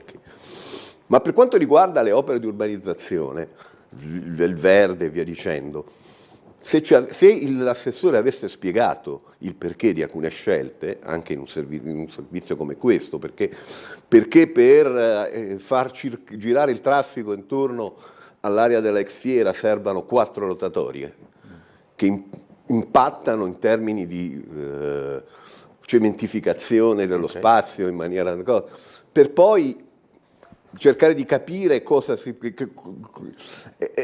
ne dico un'altra. Sappiamo tutti quello che si sta cercando di fare, si sta pensando di fare alla caserma di Via Rossetti, no? Sì, il campus universitario, scolastico, no? Che significa un campus nel quale si raccoglieranno centinaia, se non migliaia di studenti, con tutto quello che si porta dietro questo. Di tutto ciò non pare esserci traccia nella progettazione. Quindi il rischio è che magari fra 2, 3, 4 anni, nel frattempo, in corso d'opera, dovremo andare a rivedere la progettazione perché scopriremo che non risponde a quelle che saranno nel frattempo diventate le esigenze. E credo che questo, ripeto, sia il vero grande problema. Cioè la questione è che manca la visione sul fatto che la sistemazione dell'area ex fiera e l'urbanizzazione delle aree pubbliche che sono adiacenti sia un grande passo per la riqualificazione urbana della nostra città, non c'è nessuna questione. Il problema è che, come sempre, le scelte che si fanno sono scelte che hanno poi delle conseguenze sulla vita reale delle persone che lì vivono e abitano. E il confronto, cioè il coraggio di affermare queste scelte, spiegarne le ragioni e ascoltare le ragioni di chi è critico nei confronti di alcune scelte, questo purtroppo per l'ennesima volta a questa giunta sta mancando. Questo è un po' il punto del nostro ospite sulla questione appunto della fiera. Se posso faccio un esempio. A Piazzale del Gasperi tutti noi sappiamo che periodicamente, un mese all'anno, c'è il Luna Park. No? Sì. Allora, nel momento in cui si va a riqualificare un'area di quel genere, che oltretutto è uno dei pochi punti di verde che si è in condizione di costruire, di realizzare, e si lascia un pezzo significativo di quell'area senza interventi, o meglio, semplicemente garantendo il calpestio, ma senza intervenire, perché così un mese all'anno ci si può fare il Luna Park. Probabilmente è una scelta che andrebbe riconsiderata, sapendo che in quell'area lì sono assolutamente mancanti aree per attività ginniche, sportive per i ragazzi, e che questa avrebbe potuto essere l'occasione buona per provare a dare una soluzione. Cioè, voglio dire, perché quello che ad esempio io da quando ero bambino ho sempre ho goduto a Piazza Carlo Alberto, no? Una piazza col verde, sì, e 2 campetti dove giocare a palla e fare attività motorie, quelle attività motorie che poi ti accompagnano nel percorso della vita. E perché non pensare a una soluzione di quel tipo anche a Piazzale De Gasperi e invece escluderla per il fatto che un mese all'anno continuerò a dover garantire il Luna Park? Queste sono tutte questioni sulle quali io credo che ci potrebbe essere tranquillamente un confronto aperto, senza pregiudizi, e si potrebbe arrivare a una soluzione condivisa, ma che darebbe a quell'opera, che sicuramente è un'opera di grande impatto, molto significativa, un valore molto, molto maggiore. Insomma. Allora, siccome ci sono diverse mail di telespettatori che hanno visto il nostro servizio di ieri su quello che è successo a Monfalcone, invece lo faccio vedere anche del Donato, perché ieri è la giornata della celebrazione della festa del sacrificio per la comunità musulmana. Tutto è andato per il meglio a Trieste, sul campo di San Luigi. A Monfalcone invece si è aperta una nuova polemica. Andiamo a sentire, poi diciamo le mail, sentiamo anche il parere del nostro ospite. Sta suscitando ampio dibattito la decisione di concedere spazi parrocchiali alla comunità musulmana per la celebrazione della festa del sacrificio nei comuni di Monfalcone e Staranzano, in provincia di Gorizia. A innescare le polemiche non è solo l'utilizzo dei campi sportivi e delle parrocchie da parte dei fedeli islamici, ma soprattutto una fotografia che mostra una statua di Cristo coperta da un telo durante l'evento religioso. La vicenda si inserisce in un contesto già segnato da sensibilità contrapposte. La celebrazione ha coinvolto circa 4.000 persone, riunite per la preghiera collettiva in spazi messi a disposizione temporaneamente dalla Chiesa, vista l'indisponibilità di luoghi idonei e regolarmente utilizzati. L'iniziativa, concordata con le comunità locali e già attuata in passato in occasione della fine del Ramadan, ha visto anche la presenza istituzionale del sindaco di Staranzano Marco Fragiacomo, che ha portato un saluto ai partecipanti. Tuttavia la diffusione dell'immagine che ritrae una statua sacra coperta all'interno di uno degli spazi ha alimentato reazioni fortemente critiche. Il parroco coinvolto ha annunciato che verranno svolte verifiche per accertare i fatti e ha sottolineato che eventuali gesti non concordati non erano previsti né autorizzati. Alla questione si è aggiunto anche il dibattito politico. A Monfalcone l'europarlamentare della Lega ed ex sindaca Anna Maria Cisint ha espresso una posizione netta di contrarietà, ricordando che proprio durante il suo mandato erano stati chiusi per via giudiziaria alcuni luoghi di culto islamici non conformi alla normativa urbanistica. Inaccettabile. Siamo nell'area che questa mattina è stata occupata da 4.000 islamici per la festa del sacrificio, quella festa tribale dove si sgozzano anche i capretti. Qui sono accadute delle cose gravissime. Prima di tutto siamo in un'area che confina con la chiesa della Beata Vergine Marcelliana, una chiesa importantissima per il nostro territorio. Questa mattina in 4.000 sono entrati a pregare e prima di iniziare, verso le 6, hanno anche coperto la statua di Gesù. L'hanno coperta, ovviamente ho le foto, e per fortuna, perché siamo un popolo che comunque ha una bella spina dorsale, una dignità, un cittadino monfalconese era presente e ha preteso che quella statua venisse riscoperta. Io penso che così non si possa andare avanti. Ho intenzione di scrivere e di capire fino in fondo che cosa davvero sta succedendo e dove vogliamo andare. Allora, ribadiamo, a Trieste nessun problema, Monfalcone si è aperto il caso. Dice Pierpaolo tra le varie mail: mai avrei creduto da cattolico di poter assistere un giorno a una tale manifestazione di blasfemia. Permettere ai miscredenti di coprire una statua di Cristo è troppo. Beh, miscredenti hanno un'altra fede, insomma. Auspico che d'ora in poi vengano imposti divieti di promuovere qualsiasi evento iconoclasta che rinneghi la sacralità della Chiesa di Cristo. Vabbè, insomma, questa è una delle mail che sono arrivate. Sentiamo anche l'opinione del nostro ospite, perché qua... Beh, io credo che noi dobbiamo avere la piena consapevolezza del fatto che l'Italia è un paese democratico in cui c'è libertà di confessione religiosa e di culto, e quindi è giusto ed è corretto, sarebbe un obbligo garantire a coloro che hanno una fede diversa rispetto a quella, diciamo, maggioritaria per i cittadini di origine italiana, di avere la possibilità di esercitare le loro cerimonie, festeggiare le loro ricorrenze. E credo che l'approccio dovrebbe essere un approccio molto più aperto e non polemico. Credo che sia interessante se noi valutiamo il fatto che per far sì che gli islamici di Monfalcone potessero dare spazio a questa loro ricorrenza così importante, abbiano dovuto farsi parte diligente il parroco, perché il pubblico, l'amministrazione comunale, soggetti che probabilmente avrebbero dovuto essere deputati a questo, non danno risposte, non consentono di dare risposte. Ed è quindi evidente che c'è un problema.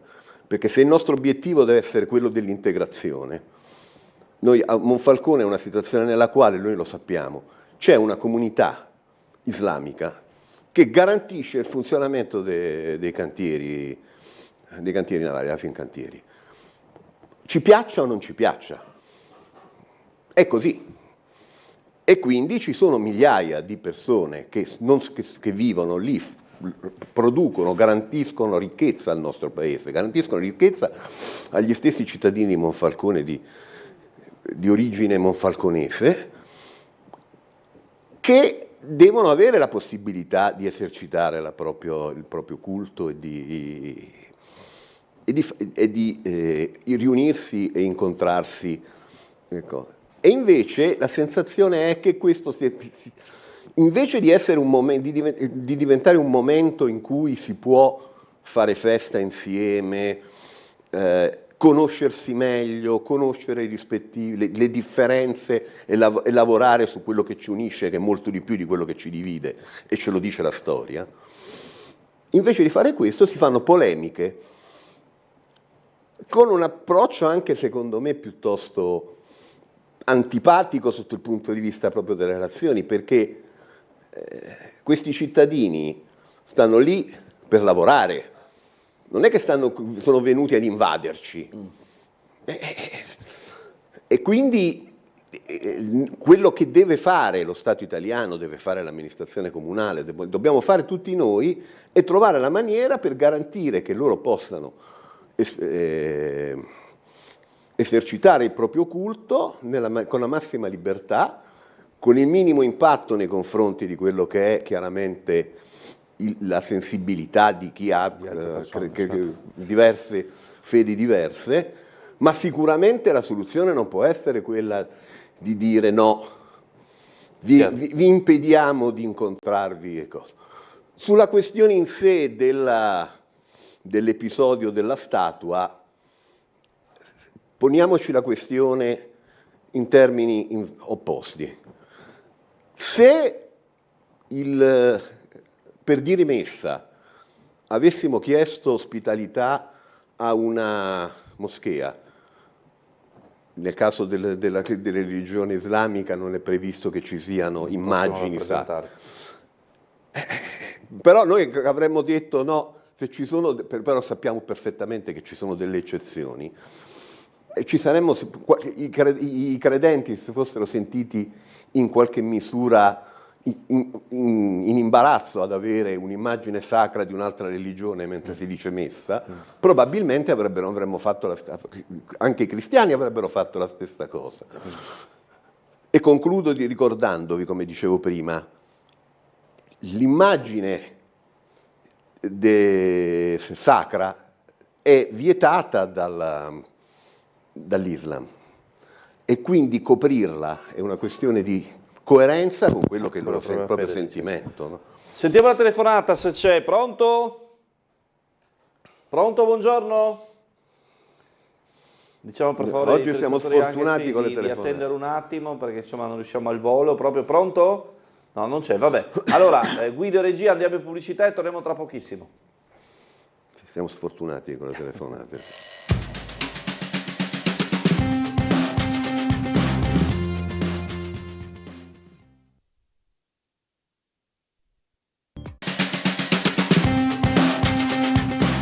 Bentrovati ancora in diretta con noi Carlo De Donato del PD. Vediamo se riusciamo a sentire subito una telefonata, se c'è dalla regia, fatemi segno perché avevamo qualche problema con le linee, evidentemente ci scusiamo. Pronto? Pronto, buongiorno? Niente, siamo ancora in impasse? No, sì, pronto? Pronto? Vai. Pronto? Sì. Mi sentite? Sì, prego. Bene, sono Gino, buondì a Ciao tutti. Gino. Volevo dire che le religioni io le equivalgo ai partiti, cioè lo Stato deve garantire che uno possa esprimersi, ma non è che deve costruirgli la sede del partito, tutte le strutture, quello è un problema degli aderenti. Cioè lo Stato deve occuparsi in proprio della sanità, dell'istruzione, ma non della fede. La fede deve solo dire, poi se tu hai questa fede, vabbè, professala, nessuno ti dirà niente. però ti arrangi e ti dai da fare per costruire le tue cose, se devi costruirle. Chiaramente la fede cristiana, siccome esiste da secoli e secoli, ha le sue strutture ben consolidate. Per i musulmani so che ci sono dei problemi perché ricevono finanziamenti da gente tipo il Qatar, eccetera, che poi vengono un po' usati per altri scopi. E allora, come un partito che magari è estrema destra o estrema sinistra viene attenzionato e quindi se supera determinate asticelle viene bloccato, eccetera, la stessa cosa deve essere fatta per le religioni. C'è chi professa una fede, infatti si dice anche fede politica, di che fede politica sei? Cioè, deve essere bloccato se questo disturba la collettività nazionale. Cioè, è molto semplice, solo che poi adesso su questo ci sono le strumentalizzazioni per ricevere voti, eccetera, che disturba tutto il problema. Comunque i musulmani con il loro modo è una fede molto invasiva, cioè anche i cristiani, eccetera, quando fanno una processione, eccetera, chiedono tutte le autorizzazioni, quindi deve essere tutto regolato. Non possono pensare che loro hanno una fede che è assolutamente per loro superiore a qualsiasi altra regola, possono fare quello che vogliono. Grazie e buongiorno. Grazie per il suo intervento. Prego, De Donato. Innanzitutto non mi sembra che siano successe cose strane in queste manifestazioni, anzi mi pare che anche dal servizio si evinceva che sotto il punto di vista, diciamo, dell'ordine pubblico è stato tutto perfettamente regolare. Vorrei ricordare all'ascoltatore che una cosa è il luogo di culto e una cosa è la festa del patrono, ad esempio, che riguarda una raccolta di molte più persone, che si fa in ambienti pubblici e noi dobbiamo pensare che questa giornata per le persone di fede islamica è un po' l'equivalente di quello che è per noi la festa del patrono, una particolare ricorrenza, nella quale è evidente che nei normali luoghi di culto, che poi nello specifico a Monfalcone non sono presenti e ne sappiamo le problematiche, e che quindi è normale che ci sia la necessità da parte della collettività di mettere a disposizione gli spazi per poter garantire, di dare, insomma, di esercitare questo diritto di fare la loro festa. Così come fanno i cattolici, i cristiani quando ci sono le feste dei cristiani, come dovrebbero poter fare tutte quante le fedi che sono presenti nel territorio. Ancora una telefonata, pronto? Sì, buongiorno, eccomi qua. Sono Vladi, buongiorno. Ciao Vladi. Ciao. Allora, a sentire il suo ospite, naturalmente, io sono un direttore di centrodestra, per cui non mi trovo assolutamente d'accordo. Ricordo che la politica Moretti voleva coprire le croci del cimitero quando veniva sepolto qualcuno di fede islamica. Ricordo che in un museo, adesso non mi ricordo bene quale, siccome c'era la visita di un imam che veniva dall'estero, di coprire le nudità delle nostre statue, quindi siamo proni, siamo inginocchiati davanti a una religione estremista che chiede diritti e non offre nessuna garanzia. Questo è il primo punto ed è molto pericoloso perché queste persone non si vogliono integrare ma vogliono essere loro a integrare noi altri. Primo. Secondo, cabinovia. Ricordo che per 60 anni, dal 1954 al 2014, c'è stata la teleferica dell'Italcementi che ha attraversato tutto il Bosco Valzoni fino a San Giuseppe per andare a fornirsi del materiale necessario per fare il cemento. Ha attraversato nel primo tratto tutta la via Flavia, case, terreni e poderi, e poi ha tagliato tutto il Bosco Valzoni che già dal 1830 mi pare era stato messo sotto tutela per fare un rimboschimento. I proprietari del terreno non volevano cedere il terreno per fare il rimboschimento, quindi si dovette espropriare il proprietario per poter procedere a fare un bosco. Il bosco del quale poi dopo ci passò sopra per 60 anni la teleferica. Quindi, ma siccome nella parte est della città abitavano i poveracci, gli operai e quant'altro, non c'erano i VIP come nella zona del Faro, allora lì non intervenne nessun ecologista, nessun ambientalista, nessuno andò a guardare, ma non solo, ma furono costruite delle case dopo che entrò in funzione la teleferica. Quindi non disturbava, oramai faceva parte dell'arredo urbano, diciamo, quindi la gente conviveva pacificamente con la teleferica. Tutto quello che riguarda oggi la cabinovia è strumentale e politico, nient'altro. È cominciato per via per gli abitanti che si sono messi a protestare, strada del Friuli, eccetera, e quello potevo anche capire, perché forse se abitavo da quelle parti mi sarei incavolato anch'io. Ma sapendo che a quelli di Servole e a Borgo San Sergio non gliene poteva fregare di meno, allora hanno tirato fuori alberi, alberetti, il picchio rosso, i cespugli. Cioè non hanno avuto coraggio fin dall'inizio di dire io non voglio la cabinovia per miei motivi personali. Questo è chiaro. Dopodiché è intervenuta Lega Ambiente e quant'altri per dare manforte, ma è un approccio puramente politico ed egoistico da parte di quelli che abitano lì su questo, che fra parentesi hanno disboscato un bel pezzo di bosco, forse anche del Bovedo o comunque adiacente, per farsi dei vasti parcheggi per tutte le case che hanno costruito. Quindi c'è una doppia e una tripla morale. Vi ringrazio Grazie Vladi, grazie, devo dire che ricordo anch'io molto bene la teleferica dell'Italcementi, essendo nato e cresciuto appunto nella periferia est della città, ovviamente un impianto diverso che trasportava materiale e non persone. Sì, credo che non siano paragonabili le due Sono cose. Sono due cose diverse. Completamente diverse. Devo dire però che la teleferica paradossalmente passava ancora più bassa vicino alle case della cabinovia, quindi non è che proprio... Vabbè, ma erano anche le normative relative a questa tipologia di impianti. C'era anche una sensibilità ambientale diversa. Poi no? c'era anche una normativa. Quando è nata? È chiaro che è cambiato il mondo da quell'epoca lì. Io vorrei fare due osservazioni su quello che ha detto l'ascoltatore. La prima questione è questo atteggiamento sempre molto poco riguardoso nei confronti della religione islamica, come se tutti i musulmani fossero persone non rispettose, persone che hanno un atteggiamento sbagliato nei confronti dei fedeli di altre religioni. Questo sappiamo perfettamente che così non è.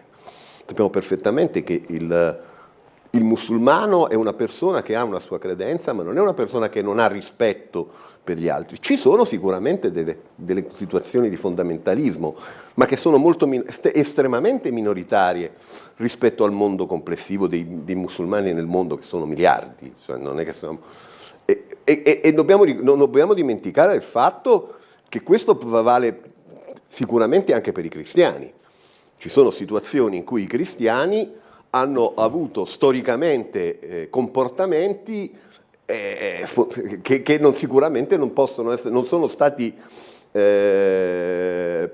colti in maniera così tranquilla da parte di altre fedi, insomma.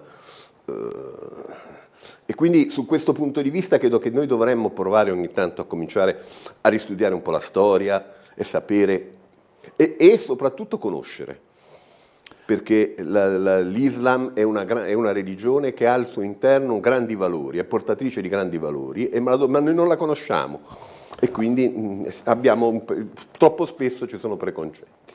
Ancora una chiamata, buongiorno. Sì, buongiorno, sono Gabriella da Largo Barriera. Ciao Gabriella. Buongiorno, bene, scusi.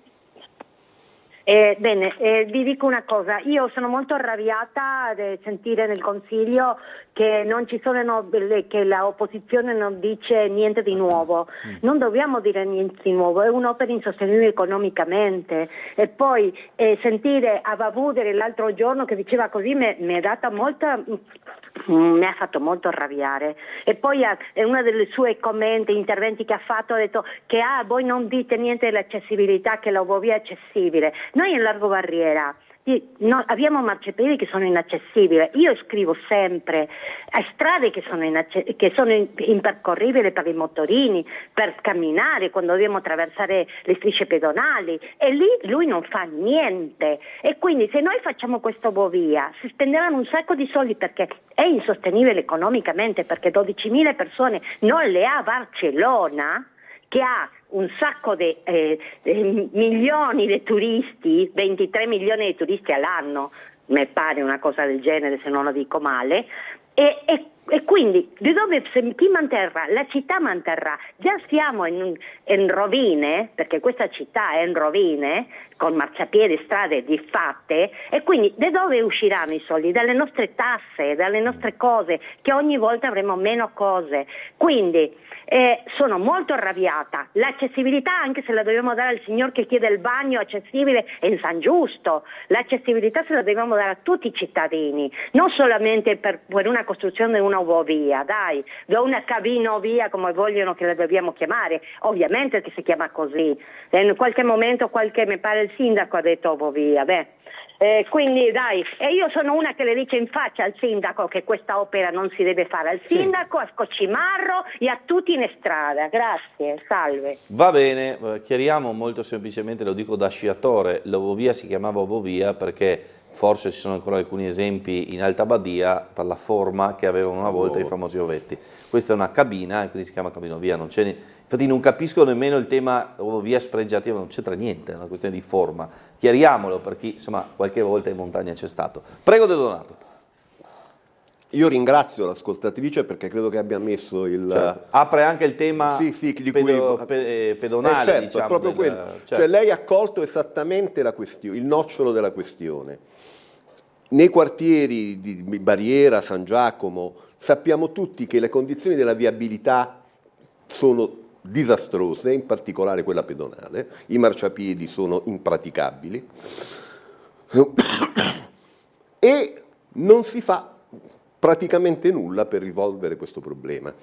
Ed è evidente che manca completamente una visione di come si può garantire la mobilità pedonale in quelle realtà. Io ripeto, faccio un esempio che secondo me è molto chiaro.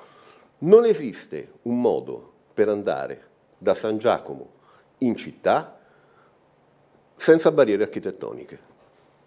Se lei ha uno di questi, ormai per fortuna la tecnologia ci ha messo a disposizione una serie di mezzi, e quindi le persone che non deambulanti si possono muovere tranquillamente con quei veicoli a motore elettrico che ti possono... Sì.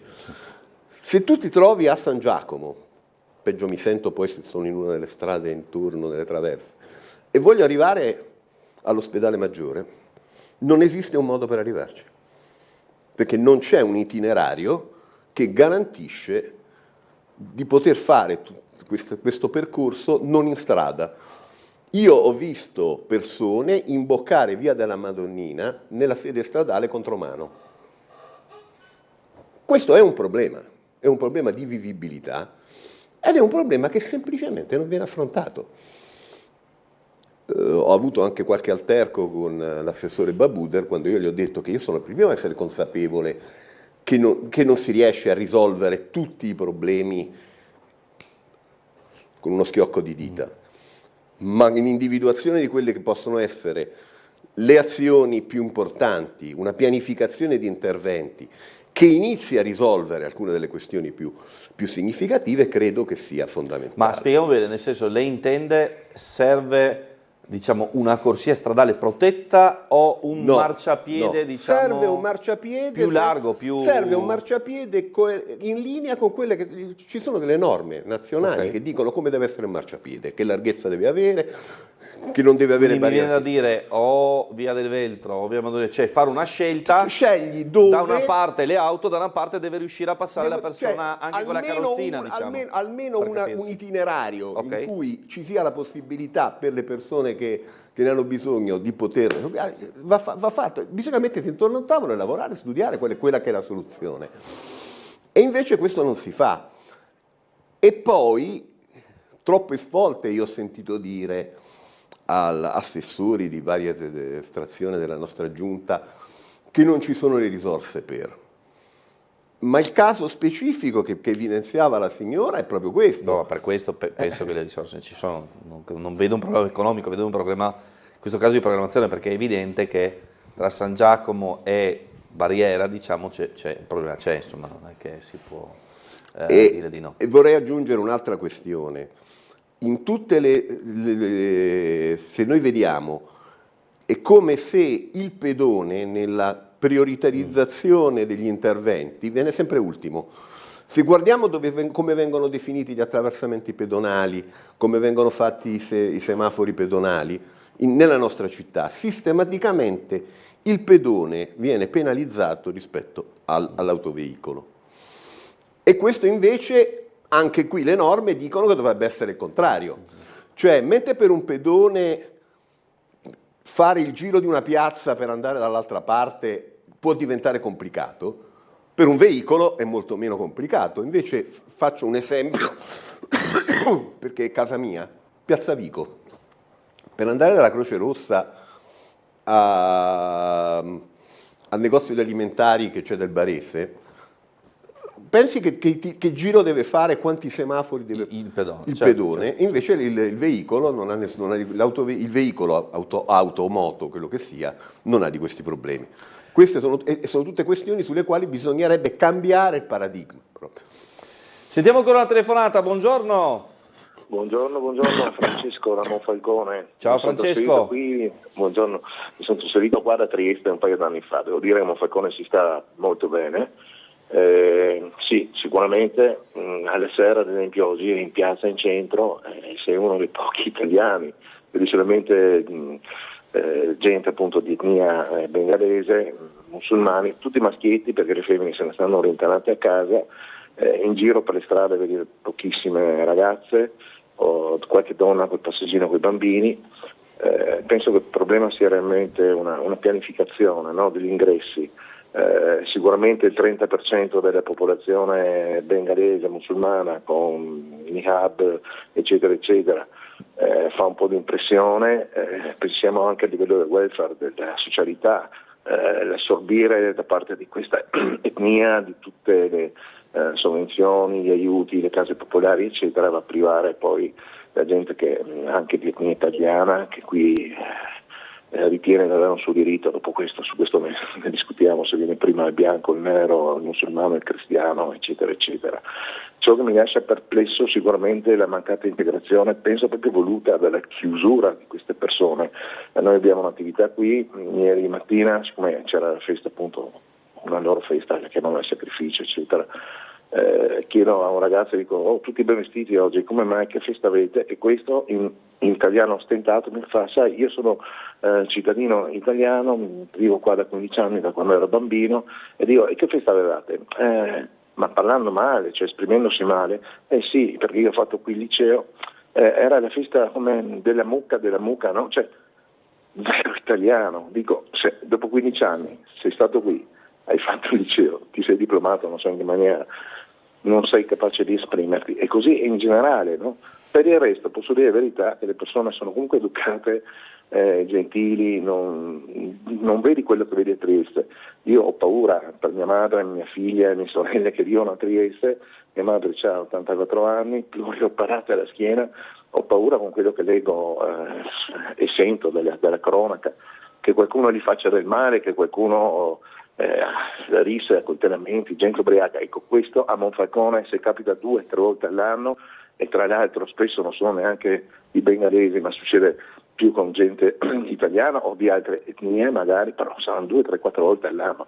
L'ordine pubblico qua funziona, le forze dell'ordine sono bravissimi tutti quanti, quindi ho più paura per ciò che accade a Trieste da un certo punto di vista. Qui è un'impressione fisica, che fisicamente tu giri e ne vedi veramente tanti, no? E la paura dell'incognito.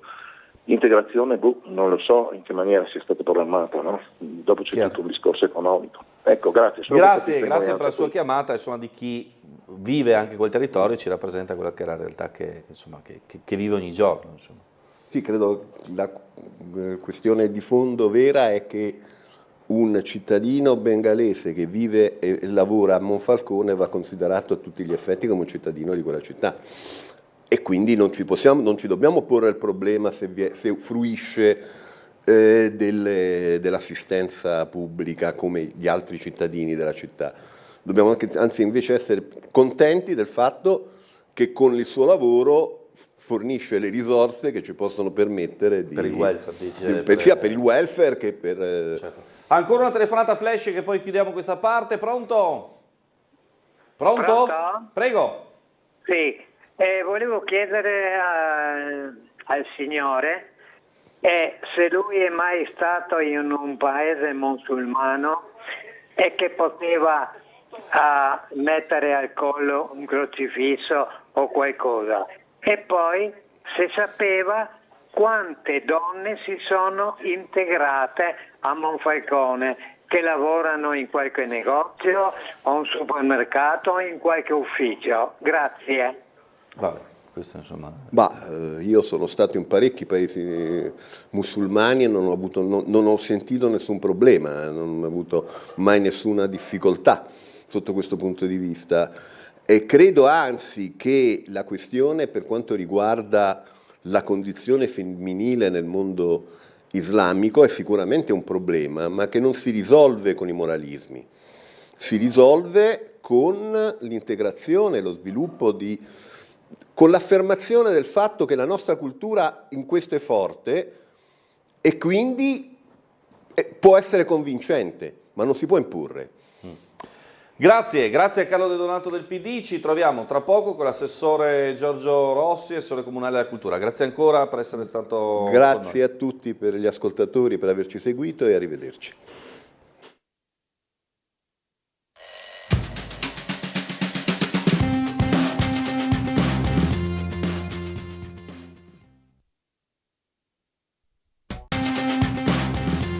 Con noi l'assessore comunale della cultura Giorgio Rossi, è un piacere avere con noi a Sveglia Trieste, buongiorno e ben trovato. Buongiorno Marco, buongiorno a tutti gli spettatori. Allora, abbiamo visto già questa mattina i servizi sulla maratona che è iniziata e che è ben lungi dal finire in Consiglio Comunale sulla variante per la realizzazione della cabinovia. Ieri sera ne abbiamo parlato a Ring. Devo dire la verità, non è stata una trasmissione facile perché in questo momento si affrontano aspetti, diciamo così, tecnici sulla variante e forse si parla di meno dell'opera in sé. Fatto sta, non sono bastati 3 consigli, forse non basteranno i 2 giovedì e venerdì della prossima settimana, si profila un'ultramaratona. Ultramaratona, ma si profila un'ultramaratona. In effetti, comunque la delibera tecnicamente ha una valenza prettamente, diciamo così, funzionale per approvare una variante del piano regolatore per quel tratto appunto interessato l'arrivo in pratica a Doppicina. Ma sai Marco, il problema della cabinovia ha preso pieghe che vanno al di là di quelle che diciamo così i pareri contrastanti che i cittadini possono avere sull'operazione, perché ha acquistato un peso, un conflitto ideologico, quindi qualsiasi cosa che si dica da una parte non è condivisa dall'altra e inversamente. Ma credo che alla fin fine, perché sono anche libero di dire queste cose, no? La strategia con cui è stata affrontata l'operazione è una strategia che ha avuto molti punti deboli. Innanzitutto partiamo dal fatto che se tu ricevi dei soldi non li puoi rifiutare, quindi nasce dal PNR, c'è questo finanziamento e si decide per operare nel contesto di quello che è certamente un affascinante metodo di trasporto, perché se tu, che sei giovane, ma quelli che hanno la mia età, ricordano, no? Il film Metropolis, sai quel famoso film Metropolis da cui nasce poi la canzone dei Queen, anche, va bene, e tu vedi che dai palazzi agli altri volano elicotteri, cabinovie, di tutto, eccetera. Cioè quella è effettivamente una prospettiva per il domani, quindi non si può pensare di dire che una soluzione di questo tipo, un collegamento per via aerea, non sia il futuro. Però tu devi capire che, penso che la gente ha capito, che non è solo un problema della cabinovia. Oggi il problema è cosa facciamo per lo sviluppo di Trieste. Il sviluppo di Trieste indubbiamente, e parlo credo anche in maniera sensata perché sono assessore al turismo, prevede uno sviluppo turistico molto molto interessante, ma altrettanto anche impegnativo. Abbiamo raggiunto nel 2024 1,5 milioni di visitatori, anzi non di visitatori, di pernottamenti, che è diverso da visitatori, perché i visitatori poi arrivano anche sabato, domenica, le feste comandate. Abbiamo poi 500.000 croceristi che salgono e scendono, va bene? Per cui credo che va affrontato sul tema, ma vogliamo mantenere questo che indubbiamente dal punto di vista dell'economia della città è uno dei punti saldi, dei punti sui quali certamente l'indotto può fare riferimento per dare lavoro alla gente? Io dico di sì. Dopo certo non puoi accettare 3 milioni di turisti perché alla fin fine non hai ancora quella recettività che li può sopportare. Però la città ha dei problemi. Beh, i problemi sono problemi che nascono ancora 30 anni fa, va bene, che si chiamano penetrazione a nord, no? Una parola un po' così particolare, in cui si dice ma c'è un flusso non solo turistico ma di viaggiatori che sulla linea paesi del centro Europa, paesi balcanici, no? Naviga lungo dove? L'autostrada, la 202, cioè queste vie qui, no? Che sono percorribili da tutti, ma soprattutto che intercettano un traffico turistico interessante.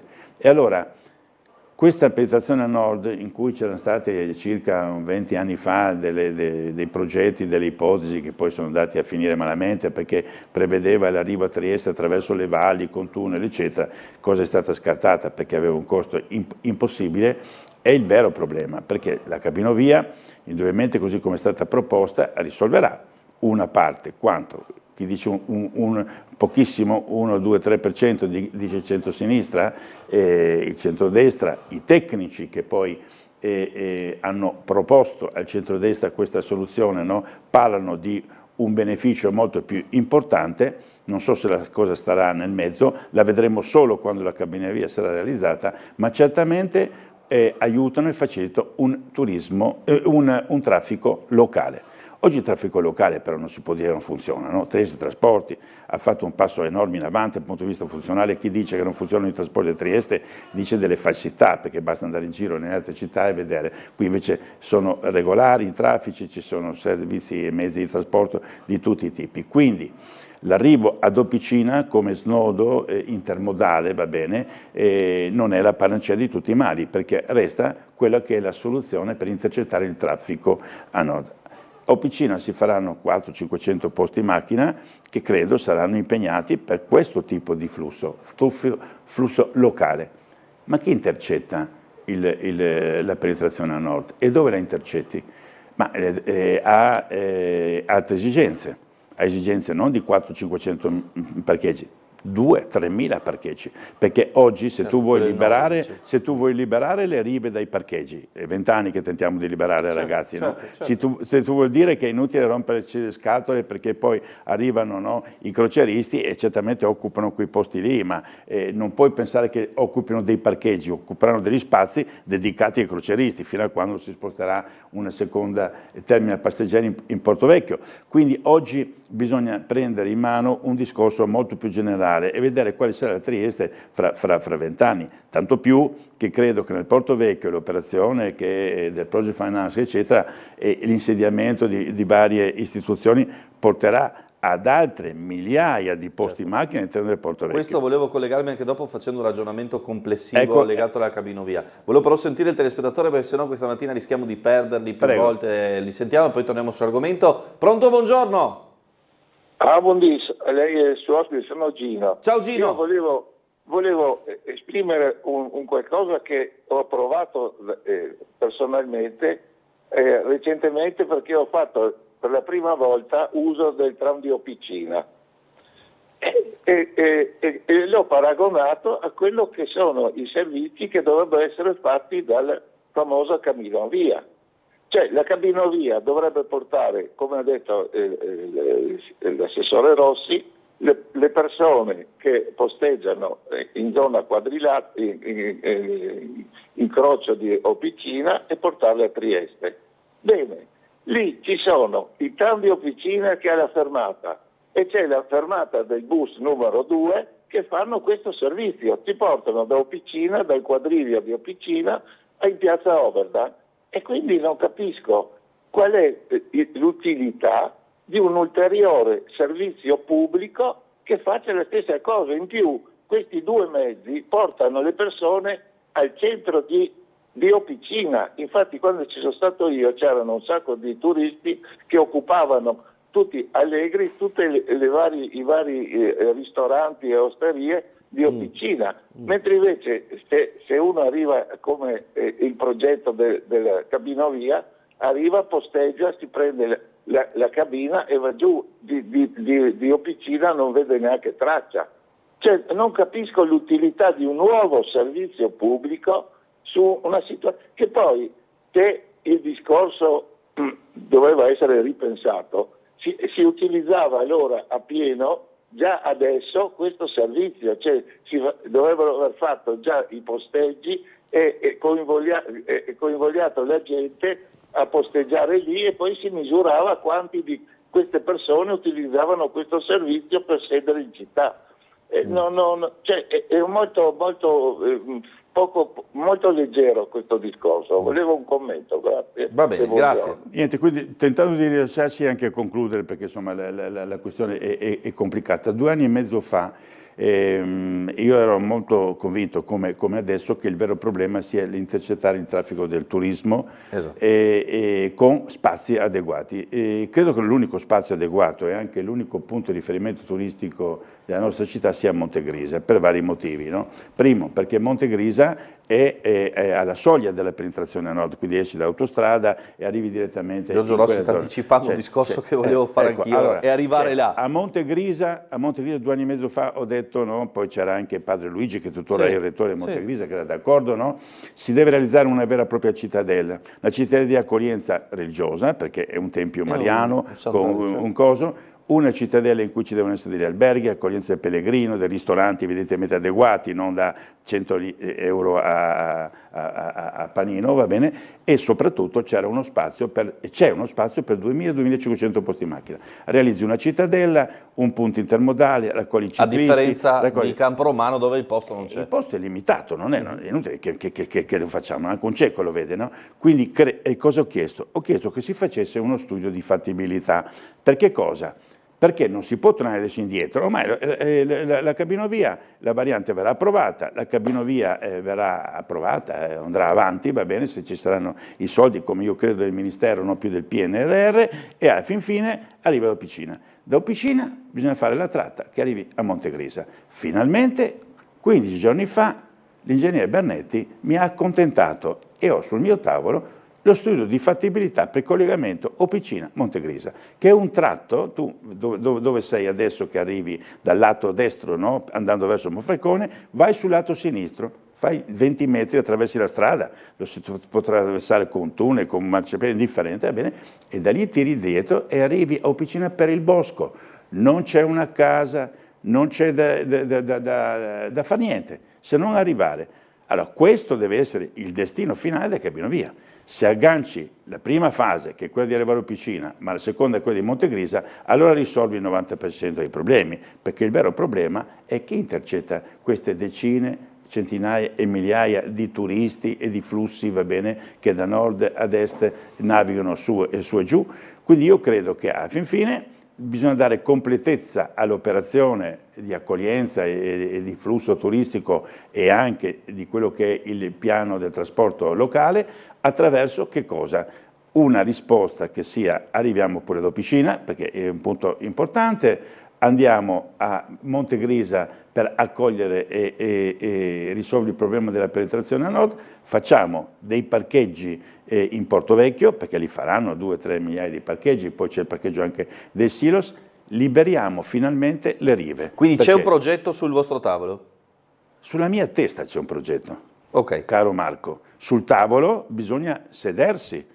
Non possiamo avere oggi... No, nel senso che esiste il documento che fa un'idea C'è il documento perché mi hanno dato lo studio di fattibilità. Ok. Ecco, tutto qua. Quindi adesso bisogna un attimino capire che è inutile scontrarsi e metterla su quelli che sono anche rapporti personali che qualche volta, come hai visto, sfuggono, insomma, a quello che è la democrazia, cioè il senso delle parole che si dicono. No, chiaro. in Allora, a Cassazione. riprova del fatto che volevo parlare di questo, mentre andava la telefonata ho fatto pure un disegnino, cioè di quello che è un'integrazione, dal mio punto di vista, tra quello che pensa l'assessore Rossi, quello che pensa l'ex assessore Bucci, che più volte l'ho detto qui in trasmissione, e quello che, permettetemi, per una volta penso anch'io, nel senso che mi metto per un giorno nella logica di un turista come sono io quando visito città in giro per l'Europa o nel mondo. È interessante avere magari delle cose belle da vedere vicino, e ho messo in questa mia mappetta, diciamo, dei desiderata una cosa che c'è,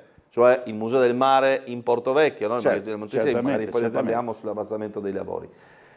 Lì davanti cosa c'è? Lì davanti ci sarà l'area da adibita agli alberghi e c'è quello che è l'attuale centro congressi. Il centro congressi.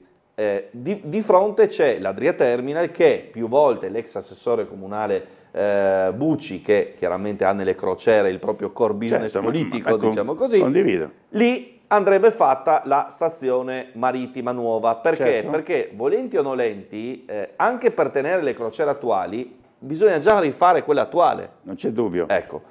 Io ci aggiungo l'altro mio pallino personale, almeno per una volta dico quello che penso, cioè che dal mio punto di vista non succederà, ma il Parco del Mare, se si doveva fare, anzi chiamiamolo grande acquario, dal mio punto di vista doveva stare dentro il Portovecchio. Quindi il turista che arriva, va a vedere il Museo del Mare, va a vedere il grande acquario, e praticamente è già una giornata piena, prende la cabinovia, va a Montegrisa, fa la passeggiata. Al contrario, il turista che arriva da fuori parcheggia nel mega parcheggio di Montegrisa con disponibilità importante di autoveicoli, fa il giro sulla Napoleonica, scende a vedere qualcosa e torna su. Il crocerista che arriva a Portovivo, c'è chi va a farsi il giro in città, c'è chi prende la cabinovia, va su a Montegrisa, c'è chi si guarda il Museo del Mare piuttosto che il grande acquario. E qua chiudo il mio design. Marco, io ti propongo come nuovo sindaco, perché effettivamente questa è una strategia. Ti dirò di più, qua la dico e non la nego. Il mio primo, ricordo che il primo pensiero sulla cabinovia, no, era di Piero Cambere e la vecchia guardia di Forza Italia, va bene, sì, che quando io faccio l'assessore ai lavori pubblici 25 anni fa, si ritrova nel piano triennale delle opere, no, questo tratto di cabinovia che andava da Barcola a Montegrisa, va bene. Era un'idea affascinante, perché era un'idea classicamente turistica. Se io avessi dovuto scegliere personalmente, no, io partivo a Portovecchio, sa dove arrivavo? Arrivavo a mezza costa, va bene, lungo il sentiero, no, che porta dall'obelisco al, come si chiama? La Napoleonica. La Napoleonica. Arrivavo sulla Napoleonica dove facevo un parco a tema. 1 milione di visitatori, il parco del Carso, il Visitor Center del Carso, perché potevo descrivere cosa è successo nel Carso, nell'arco dei millenni, cioè con tutta una serie di attrazioni, soprattutto per i ragazzi, per i bambini, naturalistiche, e da lì andavo a Montegrisa. Ecco. Cioè questo allora era un discorso in cui la cabinovia aveva una funzione prettamente turistica e alimentava milioni di interessi e anche la sostenibilità economica. Però oggi bisogna essere molto concreti, perché dobbiamo fare un gioco di squadra, inutile piangersi addosso. Abbiamo i soldi, si approva la variante, si approva la cabinovia arriva piccina, inutile piangersi addosso, e dopo lì bisogna in qualche modo, va bene, utilizzarla con l'ultima tratta, perché è un'ultima tratta che si può realizzare tecnicamente. Non ci siamo inventati niente, nel senso che se voi andate sul vostro computer, il vostro telefonino, e guardate la situazione di Lisbona piuttosto che di Barcellona, succede esattamente questo. Lisbona è l'esempio della cabinovia in piano, nel senso che non va a monte ma va dritta nella nuova parte del porto, dove c'è l'oceanario, dove c'è il palazzetto dello sport, dove fanno le manifestazioni, i concerti, le corride, e si collega in questo caso invece al centro città di Lisbona, con quella bellissima piazza che ad alcuni ricorda Piazza Unità. A Barcellona invece c'è l'acquario e c'è la parte, diciamo, potremmo definirla delle marine, del Puerto Olimpico, delle discoteche. C'è l'acquario, c'è la cabinovia che ti porta sulla collina retrostante a Barcellona, dove peraltro non c'è una questione di paesaggio, ma c'è una questione sportiva, perché sopra c'è l'ingresso al Camp Nou e al palazzetto dove giocano squadre di Eurolega. Quindi non ci stiamo inventando niente, basta guardare due, diciamo, città importantissime a livello europeo. Ecco, però adesso bisogna ricompattarsi, è inutile fare forzature, perché le cose vanno avanti, devono andare avanti. Bene, pubblicità e torniamo anche con la telefonata.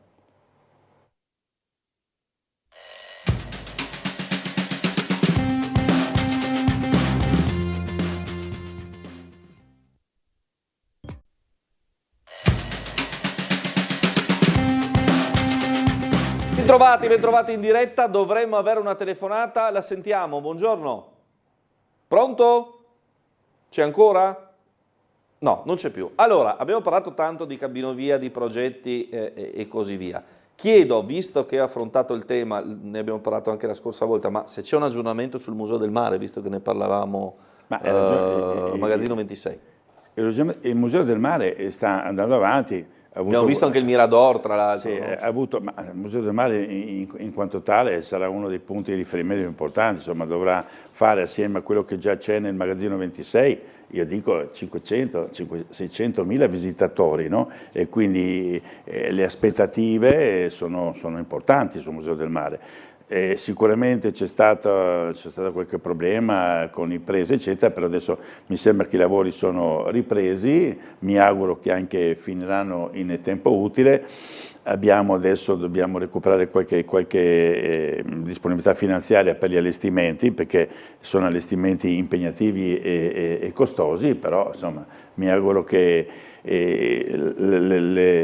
la cosa scorra meglio di come in qualche caso non è stato all'inizio di questa avventura. Poi il progetto di Consuegra è certamente il progetto di un archistar, quindi se avrà da qualche parte qualche elemento che non va, dall'altra dal punto di vista architettonico ci stupirà, insomma, perché penso che ho visto un po' l'anteprima del Mirador, sì, di quel cono di luce che arriverà fino in fondo, quindi la lobby che spiegano il servizio. Speriamo veramente che siamo adesso verso diciamo in discesa e non in salita come è successo qualche anno fa. Certo, vado da un museo all'altro invece, per quanto riguarda il Revoltella, è partita la ristrutturazione? No, è partita la ristrutturazione, il Revoltella è il nostro fiore all'occhiello, anche perché abbiamo fatto un primo lotto importante, che è il lotto dell'accoglienza, della biglietteria, del deposito bagagli, dei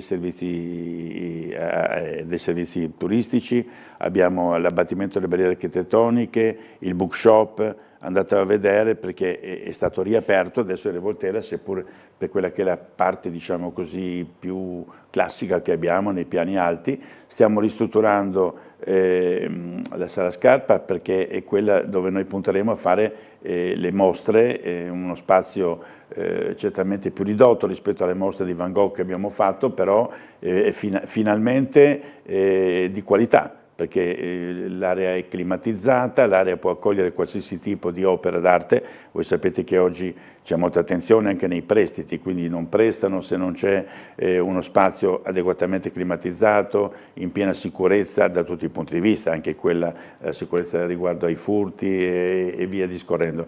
Quindi stiamo mettendo a posto la sala Sofianopolo, che era una sala molto utilizzata per concerti ed altre iniziative. Il Revoltella ultimamente ha fatto, con la mostra di Van Gogh, 300.000 visitatori, una cosa strepitosa, e è in stand-by nel 25 perché abbiamo appunto puntato molto sulla ristrutturazione e credo che deve riprendere con delle mostre.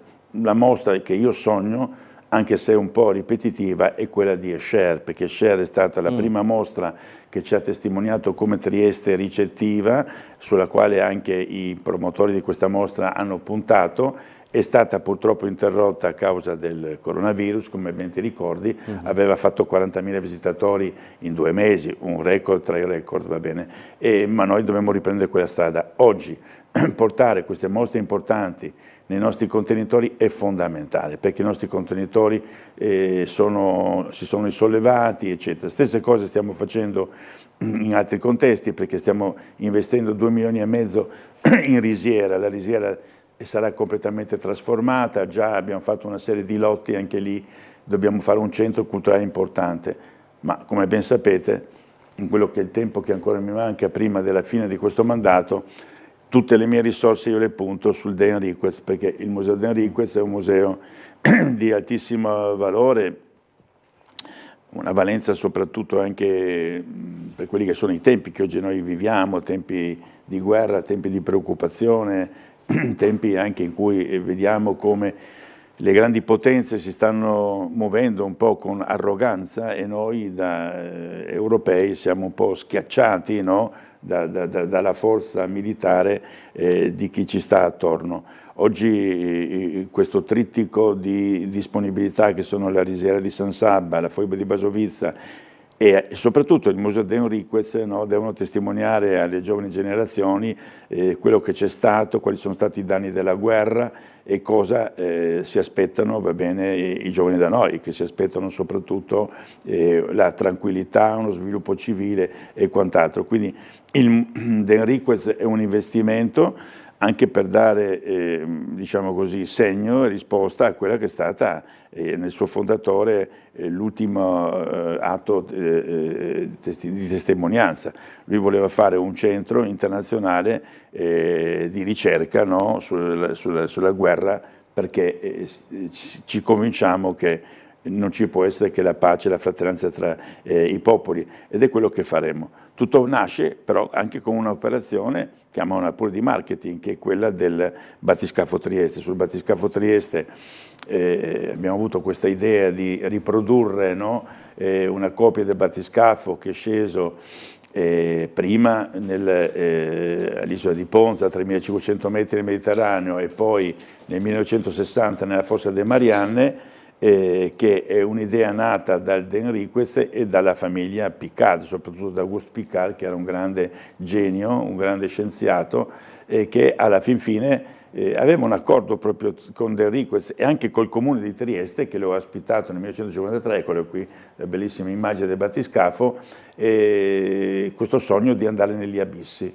e quindi cosa che si è avverata con la realizzazione del battiscafo, come l'avete visto prima, nei cantieri riuniti dell'Adriatico, tanto che ha preso il nome di battiscafo Trieste, e che doveva restare nel Museo De Enriquez una volta andato negli abissi, cosa non è avvenuta perché è stato acquistato dalla Marina Americana e oggi è nel Museo di Washington. Noi abbiamo tirato fuori i progetti originali, abbiamo avuto dei contatti anche con Washington, con il Museo della US Navy americana, e lo riproduceremo.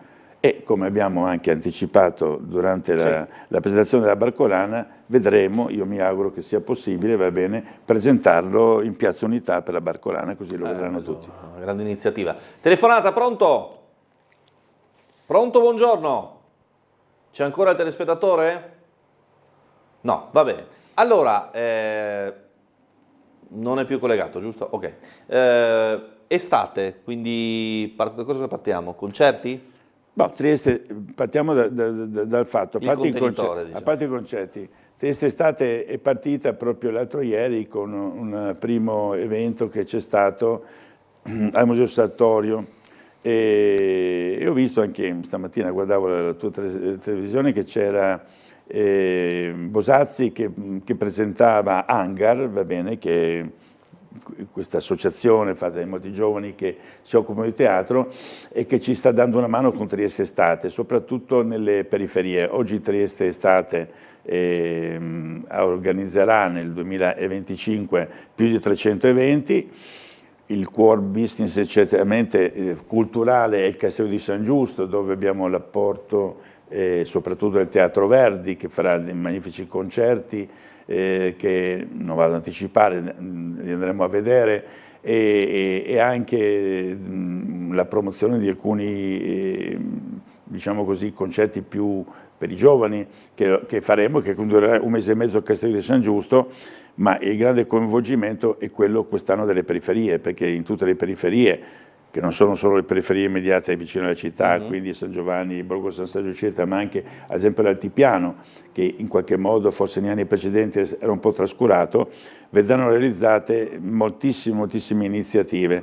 Perché questo? Perché evidentemente non tutti, soprattutto le persone anziane che abitano nelle periferie, anche in case popolari o dell'Ater non si muovono perché dovrebbero tornare alle 10-11 sera a casa, per cui offriamo invece nelle vicinanze, nelle piazze, anche si farà nel Quadrilatero, in altre parti a Melara, tutta una serie di iniziative che si uniscono a quelli che sono i siti tradizionali, che sono poi Piazza Verdi, soprattutto, dove la parte, diciamo così, più importante, in quanto attrae migliaia di persone che se ne vanno magari a bere un bicchiere o un spritz Aperol, ma che sono di passaggio, che ascoltano e che ascolteranno cose bellissime alla portata di tutti, e dopo i nostri giardini, il giardino del Museo Winkelmann e il giardino del Museo Sartorio. Quindi è un programma nutritissimo che ci fa, che è il nostro orgoglio, ecco perché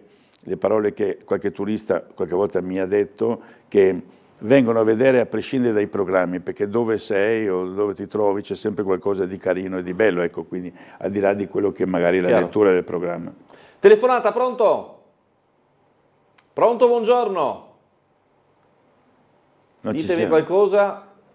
Questa mattina c'è qualche problema, Scusa Guido in regia, purtroppo c'è qualche problema con le linee. Allora, notizia dell'ultima ora, Trieste prima, con l'articolo di poco fa dell'amico Pribetti, maxi rissa con lancio di sedie in pieno centro, 3 feriti chiedono aiuto in questura, successo alle 22:30 tra Piazza Unità e Piazza della Borsa, 10 persone coinvolte, tutte di origine straniera, alcuni afghani e pakistani, sono state lanciate delle sedie in uso ai locali in zona, almeno 3 i feriti, cosa che tra l'altro ci riporta anche a quella che è stata una settimana fa un altro episodio simile in Piazza Venezia, dove volarono sedie un po' dappertutto. Questo è il video che abbiamo mandato in onda anche sulla nostra emittente. Ovvio che se comincia a lanciare sedie e quant'altro, poi qualcuno si fa male. Questi purtroppo sono episodi che registriamo in un momento in cui, insomma, purtroppo Sole Rossi, al netto di una città che rimane non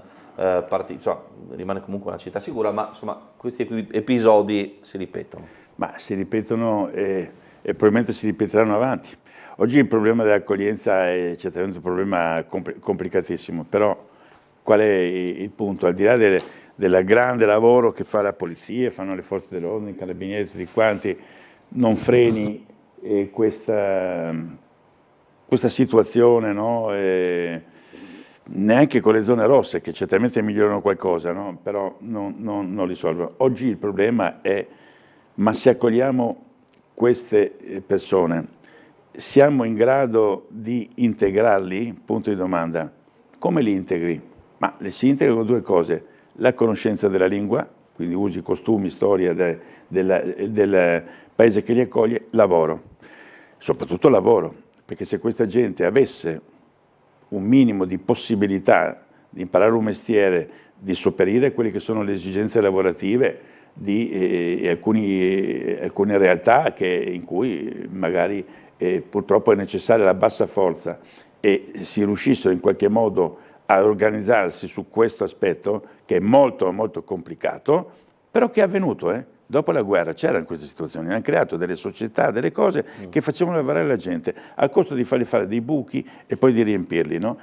E questo è il secondo vero problema. Tu devi accogliere questa gente? Vuoi lavorare? Ti diamo la possibilità di farlo? Siamo organizzati per farlo? Lavori. Non ce la fai? Fai qualche stupidaggine? Ti piglio e ti porto indietro, perché anche questo è un problema che nessun cittadino, neanche io che ho un'età avanzatissima, ho capito. Ma si può rispedire indietro uno che ha fatto una cosa di questo genere? Tu fai una rissa e ti piglio, mi costerà 2.000 euro di aereo, ti porto indietro al tuo paese natale. Oggi credo che siamo nell'impossibilità di farlo, perché evidentemente non ci sono norme e regole adatte. Non possiamo neanche dare colpa ai giudici, perché i giudici applicano le leggi. Le leggi sa chi li fa? La politica. Quindi è la politica che deve intervenire. Noi abbiamo il Parlamento, molti rappresentanti, questa è una situazione che non può essere andare avanti in questi termini. Bisogna prendere dei provvedimenti, perché il Paese sicuramente ha bisogno di manodopera, non ci sono dubbi, perché sentivo una trasmissione domenicale eccetera, se non ci fossero i raccoglitori di pomodori in Emilia, cose eccetera, noi non avremmo pomodori, non avremmo zucchine, non avremmo niente, quindi che siano stagionali o non stagionali, questa gente in qualche modo serve, no? Come servivano in America del Sud e del Nord i migranti italiani, ragazzi, mandavano lì e lavoravano, no? Poi se no li spedivano indietro, cioè quindi questa situazione è inutile piangersi perché succede, dobbiamo e ci devono essere degli interventi strutturati da parte della politica, la politica nazionale evidentemente. Certo non è semplice, ma non possiamo tradurli in lamentele perché vedete che si stanno intensificando e sono frutto di una mancanza di cultura, ma soprattutto di una disponibilità di tempo, no, per, la parola è brutta, no, ma la possiamo dire perché la dicono tanti giovani, cazzeggiare, andare a destra e a sinistra senza far nulla, magari avendo ricevuto 5 euro di elemosina e si va lì, si beve qualcosa e si va fuori testa. Pubblicità, torniamo tra poco.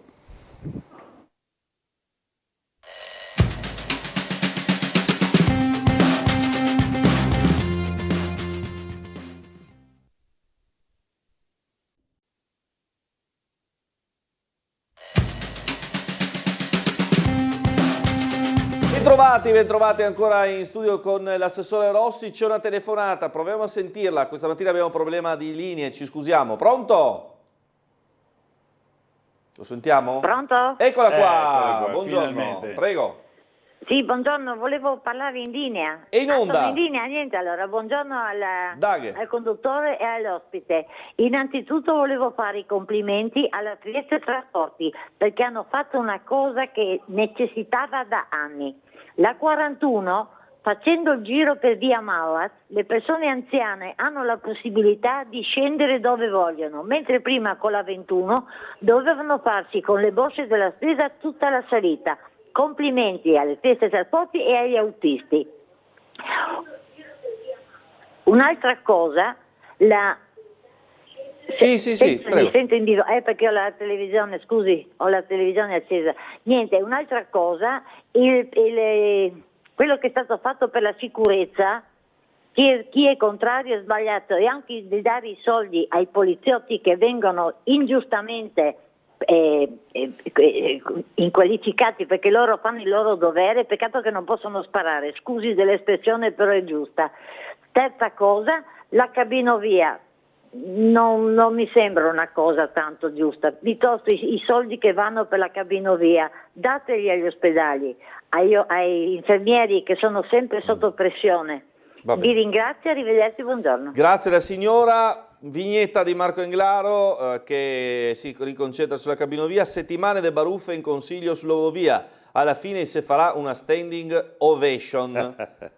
Questa è simpatica, dai, questa è simpatica. No, riguardo alla signora che ha detto un paio di cose, prima Trieste Trasporti secondo me in questi ultimi tempi ha fatto dei passi a gigante, quindi merito anche del Presidente Marzi, del loro direttore generale, quindi non possiamo assolutamente lamentarsi e i complimenti della signora li condivido.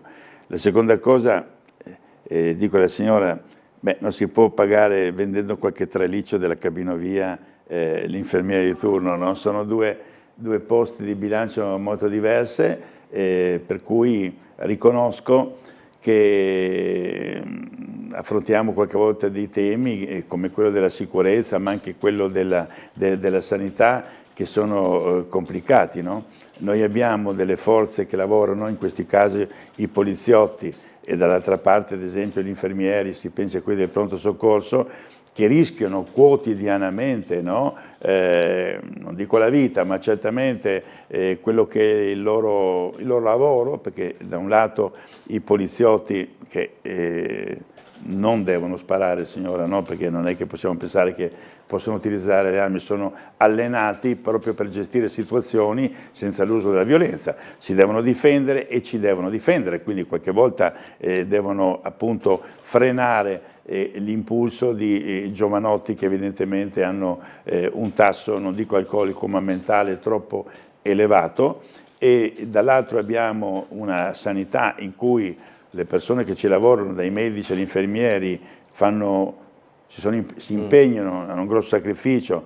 Pensate agli infermieri che sono al pronto soccorso, qualcuno li viene a aggredire, l'impazienza di chi indubbiamente aspetta, magari prendono 1.500-1.600 euro al mese. Non è pensabile una cosa di questo genere, quindi noi oggi sappiamo che siamo un paese che ha le paghe più basse d'Europa e quindi tanta gente anche va fuori, io vedo amici di mio figlio eccetera, perché indubbiamente anche la vita in giro per l'Europa è più impegnativa dal punto di vista economico riguardo agli affitti, al mangiare, a dormire, a divertirsi, dall'altro però ci sono paghe che sono quasi il doppio. Quindi siamo in una situazione in cui ci deve essere un'evoluzione, una maggiore attenzione e un maggiore equilibrio. Credo che tutti i governi che si avvicendano fanno quello che possono fare, è un paese che indubbiamente è in via abbastanza ampia ma anche lunga nel tempo, no? Ha fatto degli sprechi, vediamo tante cose, ecco forse non c'è troppa attenzione, però alla fin fine non possiamo assolutamente che essere solidali con queste fasce di lavoratori che ce la mettono tutta, no? Non avendo ecco, le tutele magari che hanno altre categorie di lavoratori. Telefonata, pronto? Pronto, buongiorno, sono io? Sì, prego. Avevo tentato già prima, ma a proposito dell'Eurovia, si parla assai della parte Bovedo o Picina, sì. Ma mi sembra che anche l'assessore Rossi era contrario. La parte orizzontale che doveva attraversare il Porto Vecchio, mi sembra che la soprintendenza alle belle arti sia contraria, non si possono pietrepiloni in Porto Vecchio e tantomeno vagoncini che passino sopra. Io non so, volevo da parte dell'assessore Rossi cosa che pensa di questo, ecco. No, ma perché non si parla mai di questo tratto, ecco, niente peraltro. Allora, rispondo dicendo quello che ho sempre pensato, perché non mi posso smentire adesso così per una forma di utilitarismo. Il tratto orizzontale sul Porto Vecchio è un tratto che personalmente non condivido. E c'è anche appunto c'era da parte della soprintendenza qualche dubbio, ma poi è la soprintendenza che deve esprimersi e secondo quello che ho capito poi alla fine la soprintendenza ha accettato. Inizialmente c'erano dei dubbi ma ha accettato, perché altrimenti non si andrebbe avanti con questo tratto. Per quanto riguarda poi, l'abbiamo detto, la cabinovia in sé, bisogna voltare pagina, questa è una scelta, poi è una scelta che è buona all'80, al 70%, al 50%, al 90%, lo sapremo quando entrerà in funzione. L'aspetto quindi che resta invece da risolvere è quello del mantenimento, della gestione di un sistema come questo, che non può essere troppo oneroso, deficitario, non dico fallimentare, e che credo vada in qualche modo sostenuto con quello che è una diversificazione di un biglietto, perché non è che pagando 1,50 € il cittadino, che invece di andare in bus entrando in piscina va giù in cabinovia, perché quello si deve pagare, se non vado in bus posso pagare 5 € per scendere giù quando il bus è 1,50 €. Va bene, credo che sarà il tema del futuro. Bisogna fare un biglietto diversificato, far pagare ai turisti 7, 8, 10 €, ma il turista che arriverà a Opicina, peraltro, va bene, dove abbiamo adesso impredicato anche in accordo con la prima circoscrizione di fare una cartellonistica per sapere dove sei, dove ti trovi, dove è la grotta gigante, dove vai, queste cose qui. Con la tassa di soggiorno stiamo impiegando 80.000 € per la cartellonistica che verrà fuori adesso in settembre, va bene, però il parcheggio di Opicina non ha certamente quell'aspetto panoramico, va bene, che ha Montegrisa o altri punti della città molto importanti come altri, e quindi credo che se andiamo ragionevolmente ad unire i due tratti, magari in tempi successivi, perché non abbiamo poi questa fretta, anche perché lo sviluppo del Porto Vecchio non sarà uno sviluppo di 6 mesi, durerà 10 anni, no? Credo che il beneficio per quelli che sono anche le persone più giovani, nuove generazioni, sarà ottimo e soprattutto o un equilibrio economico, perché credo che tutto quello che si deve fare deve essere legato alla sostenibilità, perché siamo già coperti da pesi che sono poi pesi economici insopportabili, no? E non possiamo permetterci magari di rimetterci 2-3 milioni all'anno che vanno a attingere nelle tasche dei cittadini. Ancora una telefonata, pronto? Buongiorno a Prego, lei signora. e anche il suo ospite. Adesso posso intervenire? Sì, Che parla. certo. Sì, grazie. Allora, volevo dire al signor Rossi che bisogna sfaldare una volta per tutto l'idea che l'Italia si ferma, che gli italiani non fanno certi lavori e che c'è bisogno di manodopera dall'estero. Anche perché il problema in realtà è la paga, capisce? Anche una volta, lei sa benissimo, alla mia età, cioè sa benissimo fuori da Monfalcone venivano le più belle navi del mondo e lì non c'erano i pakistani o i magrebini che lavoravano, erano gli italiani, giusto? E anche non solo, anche nelle campagne, chiaramente l'area della Campania, chi andava a lavorare c'erano solo che italiani o anche altra gente qua vicino, ma non venivano reclutati in India, in Pakistan. Questo perché è successo? Perché è colpa del grande patronato, perché mi scusi, io sarò di una certa idea radicale, però padrone è padrone. Allora se io devo pagare qualcuno, e chiaramente se ho la possibilità di essere un padrone, pago di meno. Allora chi può andare a lavorare per 3-4 euro, mi scusi, l'italiano? E dico proprio di no. Intanto noi conosciamo il sindacato, abbiamo fatto le lotte operaie. Io torniamo indietro, è chiaro che non trovano, devono reclutare gente che accetta di lavorare lavori pesanti per 4 euro. Allora non a caso quando si è chiesto il salario minimo non è passato, perché se passava significava una grossa vincita per tutta la classe operaia e il patronato non aveva visto questo. La ringrazio, mi scusi se è una mia idea, ma vorrei una risposta, grazie. Grazie. Ma no, la signora ha detto anche cose sagge, certamente il problema se non abbiamo necessità di manodopera straniera è un problema complesso, dice sì, c'erano tempi in cui lavoravano gli italiani, ma è vero che lavoravano gli italiani, però erano altri tempi, oggi evidentemente c'è da un lato no, è salito il costo della vita, e in quella stessa scala di valori non sono saliti i salari. No? Oggi abbiamo portato avanti anche come comune, e io l'ho portato mettendoci la mia faccia, il problema del servizio di sorveglianza, che erano pagati 4,50 euro all'ora per un servizio di sorveglianza che meriterebbe di essere in qualche modo alimentato in termini di qualità. Uno deve avere la divisa, deve conoscere le lingue, deve conoscere un po' di cose se vuole fare un servizio di sorveglianza nei musei.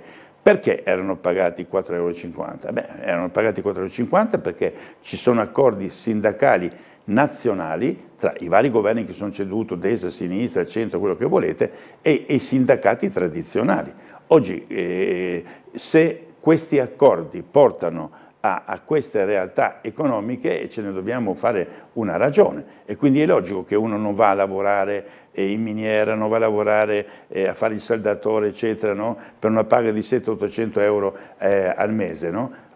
Almeno un cittadino italiano dice perché devo andare quando magari posso, non so, avere un posto in un pubblico o cose di questo genere, e ha una sua logica. Io voglio andare in un posto dove mi trattano meglio, quindi non possiamo disconoscere che abbiamo comunque bisogno di una bassa forza, perché non c'è italiano che vada a raccogliere pomodori per 3 euro, ma allora chi controlla che i 3 euro per un raccoglitore di pomodori, no, è un'ingiustizia sociale? Chi interviene? Ma ragazzi miei, sapete chi deve intervenire? La politica.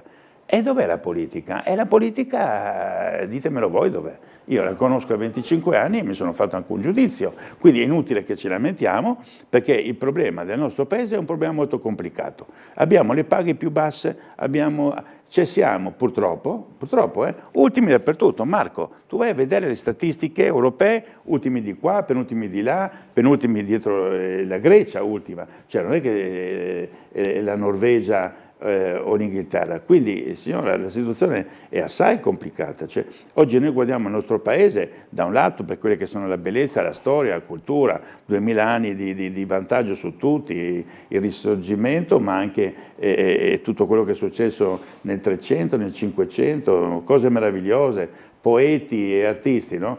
Ma poi vediamo le nostre situazioni, che sono situazioni in cui evidentemente non siamo fatti per fare la guerra, non siamo fatti per fare la rivoluzione, abbiamo uno spirito nello stesso tempo libero, ma anche poco critico, no? Perché oggi abbiamo un vero e serio problema. Vede, se io mi presento alle elezioni, va bene, e vengo eletto, ho un ruolo istituzionale che dura X tempo, 3-5 anni, no? Ma se mi comporto male, chi mi ha votato deve votare per un altro. Invece qui succede che per 50 anni tutti votano per gli stessi, tutti nascono di destra e muoiono di destra, nascono di sinistra e muoiono di sinistra. Allora questo non è democrazia, perché se tu non ti comporti bene, se tu non fai il tuo, ma io ti sbatto fuori e tu vuoi fare un altro mestiere, non fai la politica, che ormai è diventata purtroppo per te l'unico mestiere. Oggi dobbiamo uscire da questi contesti. Siamo un popolo che ha mille qualità, ma però non ha, sapete cosa gli manca, va bene, la delega, cioè non sa delegare, perché delega a degli incapaci, degli incompetenti, a gente che a un certo punto o fa bene e se non fa bene deve andare fuori dalle scatole. Quindi su questo, signora, si raggruppano tutti i problemi che lei solleva, incluso quello del rapporto con il lavoro. Oggi non puoi pensare, abbiamo fatto una grande affermazione, abbiamo abbattuto, no, la percentuale di disoccupati, è vero, peccato che gli occupati beccano 600-700 euro al mese. E i 600-700 euro al mese, uno non si sposa, non fa figli, non fa un mutuo, non prende una casa, non fa niente, no? Torniamo indietro, quando io ero ragazzo, se si lavorava in due, eri fidanzato e questo, portavi una paga, potevi fare un mutuo, Marco, potevi fare un mutuo. Adesso chi fa i mutui? La banca chi dà i soldi? La banca dà i soldi solo a quelli che ce li hanno. Allora quindi dove siamo messi? Quindi è un sistema che va un po' rivisto. Grazie all'assessore Giorgio Rossi per essere stato con noi. Io vi do appuntamento alle ore 13 e poi 13:20 per il telegiornale. Restate con noi.